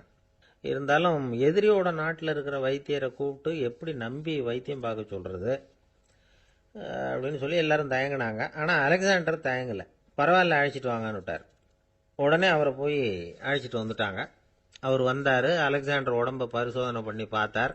சரி, இதை குணப்படுத்தி விடலாம், பயப்பட வேண்டியதில்லை. ஆனால் இதுக்கு ஒரு மூலிகை ரசம் தயார் பண்ணி கொடுக்கணும். நான் போய் அதை தயார் பண்ணிவிட்டு 2 நாளில் திரும்பி வந்துடுறேன் அப்படின்னு சொல்லிவிட்டு போனார் அந்த வைத்தியர். அதே மாதிரி 2 நாளில் திரும்பி வந்தார் மூலிகை ரசத்தோட. இதுக்கு இடையில் அலெக்சாண்டரோட தளபதிகளில் ஒருத்தர் ரகசியமாக ஒரு எச்சரிக்கை கடிதம் கொடுத்து அனுப்பியிருக்கிறான். அதை வாங்கி என்ன விஷயம்னு பார்த்தார். இப்போ உங்ககிட்ட வந்திருக்கிற எதிரி நாட்டு வைத்தியரை நம்பாதீங்க, அவன் கொண்டுகிட்டு வந்திருக்கிற மூலிகை ரசத்தில் விஷம் கலந்துருக்குது அப்படின்னு அதில் எழுதியிருக்கு. அதை பார்த்தார் அலெக்சாண்டர். இருந்தாலும் கொஞ்சம் கூட அலட்டிக்கல. வைத்தியர் கொடுத்த மருந்தை வாங்கி கடகடன்னு குடிச்சுட்டு அதுக்கப்புறம் அந்த கடிதத்தில் இருந்த விஷயத்தை அந்த வைத்தியர்கிட்ட சொன்னார். வைத்தியர் திகைச்சு போயிட்டார். தன் மேலே அலெக்சாண்டர் வச்சிருக்கிற நம்பிக்கையை பார்த்து அவருக்கு ரொம்ப வியப்பு. வைத்தியர் உண்மையிலேயே நல்ல மருந்து தான் கொண்டுகிட்டு கொடுத்துருக்கிறார், அதில் விஷம்லாம் எதுவும் கலக்கலை. அதுக்கப்புறம் அலெக்சாண்டர் அந்த வைத்தியரை பார்த்து சொன்னாராம், நம்பிக்கைங்கிற அச்சாணியை ஆதாரமாக வச்சுக்கிட்டு தான் இந்த உலகம் சுற்றிக்கிட்டு இருக்குது. எனக்கு எதிரியாக இருந்தாலும் பாரசீக மன்னர் ரொம்ப பெரியவர். அப்பேற்பட்ட மன்னருடைய அரண்மனை வைத்தியர் தொழில் நேர்மை இல்லாதவராக இருக்க மாட்டார். அப்படி இருந்தால் அவரை அரண்மனை வைத்தியராக வச்சிருக்கவே மாட்டாங்க அப்படின்னு நம்பினேன். என்னுடைய நம்பிக்கை வீண் போகலை அப்படின்னாராம். இதுதான் மானுட நம்பிக்கைங்கிறது. இந்த காலத்துலேயும் இது மாதிரி இந்த மானுட நம்பிக்கையை ரொம்பவும் சாமர்த்தியமாக கையாளுகிற கெட்டிக்காரங்க சில பேர் இருக்கிறாங்க.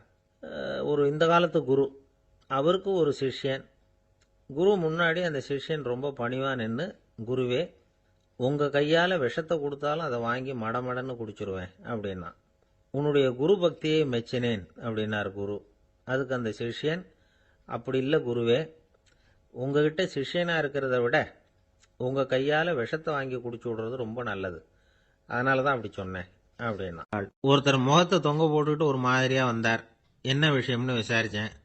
என்னுடைய நண்பன் ஒருத்தங்கிட்ட கருத்து வேறுபாடு, இனிமேல் நமக்குள்ளே எந்த சம்மந்தமும் வேணாம்னு நட்பை முறிச்சிட்டு வந்துட்டேன்னா. நண்பர்கள்னு இருந்தால் கருத்து வேறுபாடு வரத்தான் செய்யும்னு. கருத்து வேறுபாடு வராமல் இருக்கிறதுக்கு ஏதாவது வழி உண்டா அப்படின்னு கேட்டாங்க. அதை பற்றி நிபுணர்கள் சில யோசனைகளை சொல்லியிருக்கிறாங்கன்னு. முதல் விஷயம் என்னென்னா, உங்கள் நண்பனுக்கு ஒரு செய்தி சொல்லணும்னா அதை நீங்களே நேரடியாக சொல்லுங்க, அல்லது உங்கள் கைப்பட கடிதம் எழுதுங்க. அதாவது நேரடி தொடர்பு முக்கியம். அதை விட்டுட்டு இன்னொருத்தர் மூலமாக நண்பர்களுக்கு செய்தி அனுப்புனா நீங்கள் சொல்கிற செய்தி அப்படியே போய் சேராது, அது சேதமாயிடும். அதை கூட்டி குறைச்சி சொல்லிவிடுவாங்க, அது குழப்பத்தில் கொண்டாந்து விட்டுரும். இது ஒரு யோசனை. ரெண்டாவது யோசனை என்னன்னா, நீங்கள் ஒரு நல்ல காரியத்தை செய்யும் பொழுது உங்கள் நண்பரையும் சேர்த்துக்குங்க, அவருக்கும் அதில் ஒரு ஈடுபாட்டை உருவாக்குங்க. மூணாவது யோசனை, நம்ம பக்கத்தில் இருக்கிற நண்பர் மகிழ்ச்சி அடைகிற மாதிரி ஏதாவது செய்யணும். சின்ன சின்ன செயல்களாக இருந்தாலும் பரவாயில்ல, அவர் நமக்கு எதுவும் செய்யலையே, நாம் எதுக்கு செய்யணும் அப்படின்னு நினச்சிக்கிட்டு இருக்கக்கூடாது. நாலாவது யோசனை என்னென்னா, உங்களுக்கு ஒரு பிரச்சனையா அல்லது உங்கள் நண்பருக்கு ஒரு பிரச்சனையா, எதுவாக இருந்தாலும் 2 பேரும் சேர்ந்து உட்காந்து ஆலோசனை பண்ணுங்க. நம்ம யோசனையும் கேட்கப்படுதே அப்படிங்கிற நினைப்பே அவருக்கு ஒரு மன நிறைவை உண்டாக்குமா. 5வது யோசனை, உங்கள் நண்பர் ஏதோ ஒரு காரியத்தை செய்கிறார், நீங்கள் உடனே அவசரப்பட்டு நீ செய்கிறது தப்புன்னு தீர்ப்பு சொல்லக்கூடாது. அவர் அதை செய்யறதுக்கான நியாயங்கள் எவ்வளவோ இருக்கும், அதை புரிஞ்சுக்கிறதுக்கு முயற்சி பண்ணணும். 6வது யோசனை, உங்கள் நண்பர் என்ன சொன்னாலும் அதை பொறுமையாக கேளுங்க. அவர் சொல்கிறத புரிஞ்சுக்கணும், அவர் சொல்ல விரும்புகிறத புரிஞ்சுக்கணும், அவர் சொல்ல முடியாமல் தவிக்கிறதையும் புரிஞ்சுக்கணும். இப்படி 3 விதமாகவும் அவரை புரிஞ்சுக்கிட்டு அதுக்கு தகுந்த மாதிரி செயல்படணும். 7வது யோசனை என்னன்னா, உங்கள் நண்பர் உங்ககிட்ட ஏதோ ஒரு கருத்தை சொல்கிறார், அது உங்களுக்கு பிடிக்கல, அதுக்காக உடனே நீ சொல்கிறது சரியில்லை, நான் ஒத்துக்க மாட்டேன் அப்படின்லாம் மறுத்துக்கிட்டு இருக்கக்கூடாது. அவர் சொல்றதை கேட்கணும், பொறுமையா சிந்திக்கணும், அதுக்கப்புறம் பதில் சொல்லணும். இப்படிலாம் நடந்துக்கிட்டா நண்பர்களுக்குள்ள கருத்து வேறுபாடு வர்றதுக்கு வாய்ப்பே இருக்காது அப்படின்னு வல்லுநர்கள் தொகுத்து சொல்லியிருக்கிறாங்க இந்த யோசனைகளை. எனக்கு தெரிஞ்ச சில நண்பர்கள் உண்டு. அவங்களுக்குள்ளேயும் கருத்து வேறுபாடுகள் வராமல் இருக்கிறதுக்கு சில நுட்பங்களை கையாளுறது உண்டு. ஒருத்தர் சொன்னார், அந்த டாக்டர் சின்ன வயசுலேருந்து என் கூட பழகினவர். நாங்கள் 2 பேரும் இணை பிரியாத நண்பர்கள். இருந்தாலும் எனக்கு உடம்பு சரியில்லைன்னா நான் அவர்கிட்ட வைத்தியம் பார்த்துக்க மாட்டேன் அப்படின்னார் ஒருத்தர். ஏன் அப்படின்னு கேட்டேன். எங்கள் நட்பு கெட்டுப்போடக்கூடாது இல்லையா, அதனால தான் அப்படின்னாரு இவர். அம்மாக்காரங்களுக்கு அடிக்கடி ஏற்படுற கவலை ஒன்று உண்டு. அதாவது குழந்தை சரியாக சாப்பிட மாட்டேங்குதே அப்படிங்கிற கவலை. இவங்கெல்லாம் ஒரு விஷயத்த நல்லா புரிஞ்சுக்கணும். குழந்தைகள்ங்கிறவங்க பெரியவங்க மாதிரி இல்லை. அவங்க கடிகாரத்தில் மணியை பார்த்துட்டு சாப்பிட்றதுக்கு உட்கார்ற ரகம் கிடையாது. பசிச்சா சாப்பிடுவாங்க, இல்லைன்னா விளையாடுவாங்க அல்லது தூங்குவாங்க. அது புரியாமல் அவங்கள கட்டாயப்படுத்தி அல்லது மிரட்டி சாப்பிட வைக்கிறது ரொம்ப தப்பு. ஒரு 8 மாத குழந்தைக்கு 3 மணி நேரத்துக்கு ஒரு தடவை பசிக்கும். அந்த நேரம் பார்த்து சாப்பாடு கொடுத்தா அடம் பண்ணாமல் அது பாட்டுக்கு சாப்பிட்றோம். அதே குழந்தைக்கு 1 வயசு ஆகிறப்போ 4 மணி நேரத்துக்கு ஒரு தடவை பசிக்கும். இந்த வயசில் இயற்கையாகவே பசி குறைஞ்சிருக்கும். அது புரியாமல் என் குழந்தை முன்னாடி மாதிரி இப்போ சரியாக சாப்பிட மாட்டேங்கிறான் அப்படின்னு சில பேர் டாக்டர்கிட்ட போய் சொல்லிக்கிட்டு இருப்பாங்க. இன்னொரு விஷயம், ஒரு குழந்தைக்கு வயசு அதிகமாகிற வேகத்துக்கு உடம்பு எடையும் அதிகமாகிக்கிட்டே போகாது. உடம்பு எடை அதிகமாகிற வேகம் குறைஞ்சிக்கிட்டே வரும். 6 மாத குழந்தைக்கு ஒரு வாரத்தில் 150 கிராம் எடை கூடும். ஒரு வயசில் வாரத்துக்கு 71 கிராம் எடை கூடும். இது புரியாமல் அதிகமாக சாப்பாட்டை கொடுத்து குழந்தைய கஷ்டப்படுத்தக்கூடாது. ஏன்னா அளவுக்கு மீறின உணவு அஜீரணத்தை உண்டு பண்ணிவிடும். குழந்தைக்கு ஒரு தட்டில் கொஞ்சமாக ஆகாரத்தை வச்சு கொண்டுகிட்டு போய் கொடுக்கணும். மலை மாதிரி குவிச்சு வச்சா அதை பார்த்ததுமே பசி அடங்கி போயிடும். அடித்து மிரட்டி பயமுறுத்தி குழந்தைய சாப்பிட வைக்கிற பழக்கம் இருக்குது பாருங்க, அதுக்கு ஃபுட் ஃபோர்ஸிங் அப்படின்னு பேர். இப்படி பண்ணினா குழந்தைக்கு சாப்பாட்டில் விருப்பம் குறைஞ்சிரும். அதை கண்டாவே வெறுக்க ஆரம்பிச்சிடும். அது மாதிரி உளம் சார்ந்த பசி குறைவு, சைக்கோஜெனிக் அனோரெக்சியா, அது ஏற்படுமா. சாப்பாடுங்கிறதே ஒரு தண்டனை மாதிரி தோணும். குழந்தைகளுக்கு பிடிச்ச மாதிரியான ஆகாரத்தை கொடுக்கணும். சத்து அதிகம் இருக்குங்கிறதுக்காக அதுக்கு பிடிக்காத ஆகாரத்தை கொடுத்து கட்டாயப்படுத்தக்கூடாது. குழந்தைகளுக்கு 2 வயசு ஆகிறப்போ இயற்கையாகவே எதிர்மறை குணம் உண்டாகும். அதாவது அந்த எதிர்மறையாக பேசுறது. இது மாதிரி சமயங்களில் நாம் என்ன சொல்கிறோமோ அதுக்கு நேர்மாறாக நடந்துக்கும். ஏட்டிக்கு போட்டி. சாப்பிட சொன்னால் விளையாட போகும், விளையாட சொன்னால் சாப்பாடு கேட்கும். இதை புரிஞ்சுக்கிட்டு நடந்துக்கணும். குழந்தை சொன்ன பேச்சை கேட்கலேன்னு கோவப்படக்கூடாது. குழந்தை வளர வளர பிடிவாத குணம் வர்றது சகஜம். கேட்டதை வாங்கி கொடுத்தாதான் சாப்பிடுவேன் அப்படின்னு பிடிவாதம் பண்ணும். வாங்கி கொடுத்துடுறது தான் உத்தமம். நீங்களும் அதுகிட்ட பிடிவாதம் பண்ணிகிட்டு இருக்கக்கூடாது. ஏன்னா கேட்டது கிடைக்கலையேங்கிற ஏமாற்றம் கூட குழந்தையோட பசியை குறைச்சிரும். கேட்டது கிடைச்சுட்டா பசி அதிகமாகும். கொடுத்ததை மலமலன்னு சாப்பிட்றோம். குழந்தைகளுக்கு கண்ட கண்ட நேரத்தில் சாப்பிட்றதுக்கு எதையாவது வாங்கி கொடுத்துக்கிட்டு இருந்தா சாப்பாட்டு நேரத்தில் சாப்பிடாம அடம் பண்ண ஆரம்பிச்சிடும். பள்ளிக்கூடம் போகிற பிள்ளைங்க காலை உணவை சரியாக சாப்பிட மாட்டாங்க. அச்சம், அவசரம், பரபரப்பு இதெல்லாம் தான் காரணம். பள்ளிக்கு புறப்படுறதுக்கு ஒரு 3/4 மணி நேரத்துக்கு முன்னாடியே சாப்பாடு போட்டுருங்க, அது சரியாக போடும். படிக்கிற குழந்தைகள் உடல் சோர்வு, மனச்சோர்வு இது காரணமாக கூட சாப்பிட மறுக்கிறது உண்டு. இப்போ உதாரணமாக சாயந்தரம் விளையாடி விட்டு வீட்டுக்கு வந்ததும் சாப்பிட சொன்னால் வேணாம்பாங்க. இது உடல் சோர்வு. ரொம்ப நேரம் வீட்டு பாடங்களை செஞ்சு முடித்த கையோடு சாப்பிட சொன்னாலும் அவங்களால சரியாக சாப்பிட முடியாது. இது உளச்சோர்வு, அதாவது மனச்சோர்வு. இதை தவிர குழந்தைகளுக்கு உடல் நலக்குறைவு ஏற்பட்டால் கூட சாப்பிட மறுக்கிறது உண்டு. சில மருந்து மாத்திரைகள் கூட பசியை குறைச்சிரும். அதனால் சரியாக தெரிஞ்சுக்கிட்டு குழந்தைகளை சாப்பிட வைக்கணும். அது புரியாமல் கையில் சாப்பாட்டு தட்டை வச்சுக்கிட்டு குழந்தைகளை விரட்டிக்கிட்டு அலையக்கூடாது. ஒரு சின்ன பையன் சொன்னான், எங்கள் அம்மா சாப்பாடு போடுறது தெரிஞ்சால் நான் உடனே வீட்டை விட்டு வெளியில் ஓடி போடுவேன் அப்படின்னா. ஏன் அப்படி பண்ணுறேன்னு கேட்டோம். எங்கள் அப்பா கூட அது மாதிரி தான் சார் பண்ணுவார் அப்படிங்கிறான். ஒருத்தர் ரொம்பவும் மகிழ்ச்சியாக வந்துக்கிட்டு இருந்தார். என்ன விஷயம்னு விசாரித்தேன். நான் தோற்று போயிட்டேன், அதுதான் மனசுக்கு மகிழ்ச்சியாக இருக்குது அப்படின்னார். எனக்கு இது ரொம்ப ஆச்சரியமாக போச்சு. இந்த உலகத்தில் தோற்று போகிறவங்க யாரும் மகிழ்ச்சியாக இருக்கிறது இல்லை. அப்படி இருக்கிறப்ப இவர் இப்படி சொல்கிறாரே, எங்கே தோற்று போனீங்கன்னு கேட்டேன். அதுக்கப்புறம் தான் அவர் விவரமாக சொன்னார். என்னோட 5 வயசு குழந்தையோட நான் விளையாடிக்கிட்டு இருந்தேன். அந்த விளையாட்டில் என் குழந்தை ஜெயிச்சுட்டுது, நான் தோற்று போயிட்டேன் அப்படின்னார் ரொம்ப உற்சாகமாக. நான் யோசிச்சு பார்த்தேன். அதாவது நாம சின்ன குழந்தையா இருக்கிறப்போ எந்த விளையாட்டில் கலந்துக்கிட்டாலும் அதில் நாம தான் ஜெயிக்கணும்னு ஒரு வெறி நமக்குள்ள இருக்கும். நம்மளை எதிர்த்து விளையாடுறவர் நல்லவரா கெட்டவரா, பெரியவரா சின்னவரா அப்படிங்கறதெல்லாம் முக்கியம் கிடையாது. அவர் தோத்து போகணும், நாம ஜெயிக்கணும், அதுதான் முக்கியம். எதிரியை சந்தோஷப்படுத்த விளையாடுகிற கலை அப்ப நமக்கு தெரியறதில்ல. வாழ்க்கையில ஒரு பக்குவம் வந்ததுக்கு அப்புறம் வெற்றி பெறணுங்கிற மன அழுத்தம் போயிடுது. போட்டியில ஜெயிக்கணுங்கிறத விட குழந்தையை சந்தோஷப்படுத்தணுங்கிறது முக்கியமா போச்சு. ஜெயிக்கணுங்கிற வெறி ஓடி போட்டுது. ஒரு குழந்தையா இருந்தப்போ நம்ம வளர்ச்சிக்கு உதவிய வெறி பெரியவனானதுக்கு பிறகு நமக்கு எதிரியா மாறுது. அதை சரியான சமயத்துல நாம புரிஞ்சுக்கிட்டோம்னா போதும், நாம பொழைச்சிக்கலாம். ஒவ்வொரு மனுஷனுமே வாழ்க்கையோட அடுத்த கட்ட வளர்ச்சியில அடி எடுத்து வைக்கிற நேரத்துல தன்கிட்ட இருந்து ஏதோ ஒரு குணத்தை அல்லது தன் குணம் இருந்த ஏதோ ஒரு உறவை நாம இழக்கத்தான் வேண்டி இருக்குது. ஒரு கட்டம் வரைக்கும் உதவியா இருந்த குணம் அடுத்த கட்டத்துக்கு தடையா கூட மாறிடலாம். இந்த பரிமாண மாற்றத்துக்கு உள்ளாகிற ஒவ்வொருத்தரும் பிரத்யட்சமா இதை உணர்றாங்க. ஆனா பல பேர் எப்படின்னா பழசை திறந்துட்டு புதிய கொள்கைகளை உருவாக்கிக்கிறதுக்கு இஷ்டம் இல்லாம இருந்துடுறாங்க, அல்லது அப்படி செய்ய முடியாம தவிக்கிறாங்க.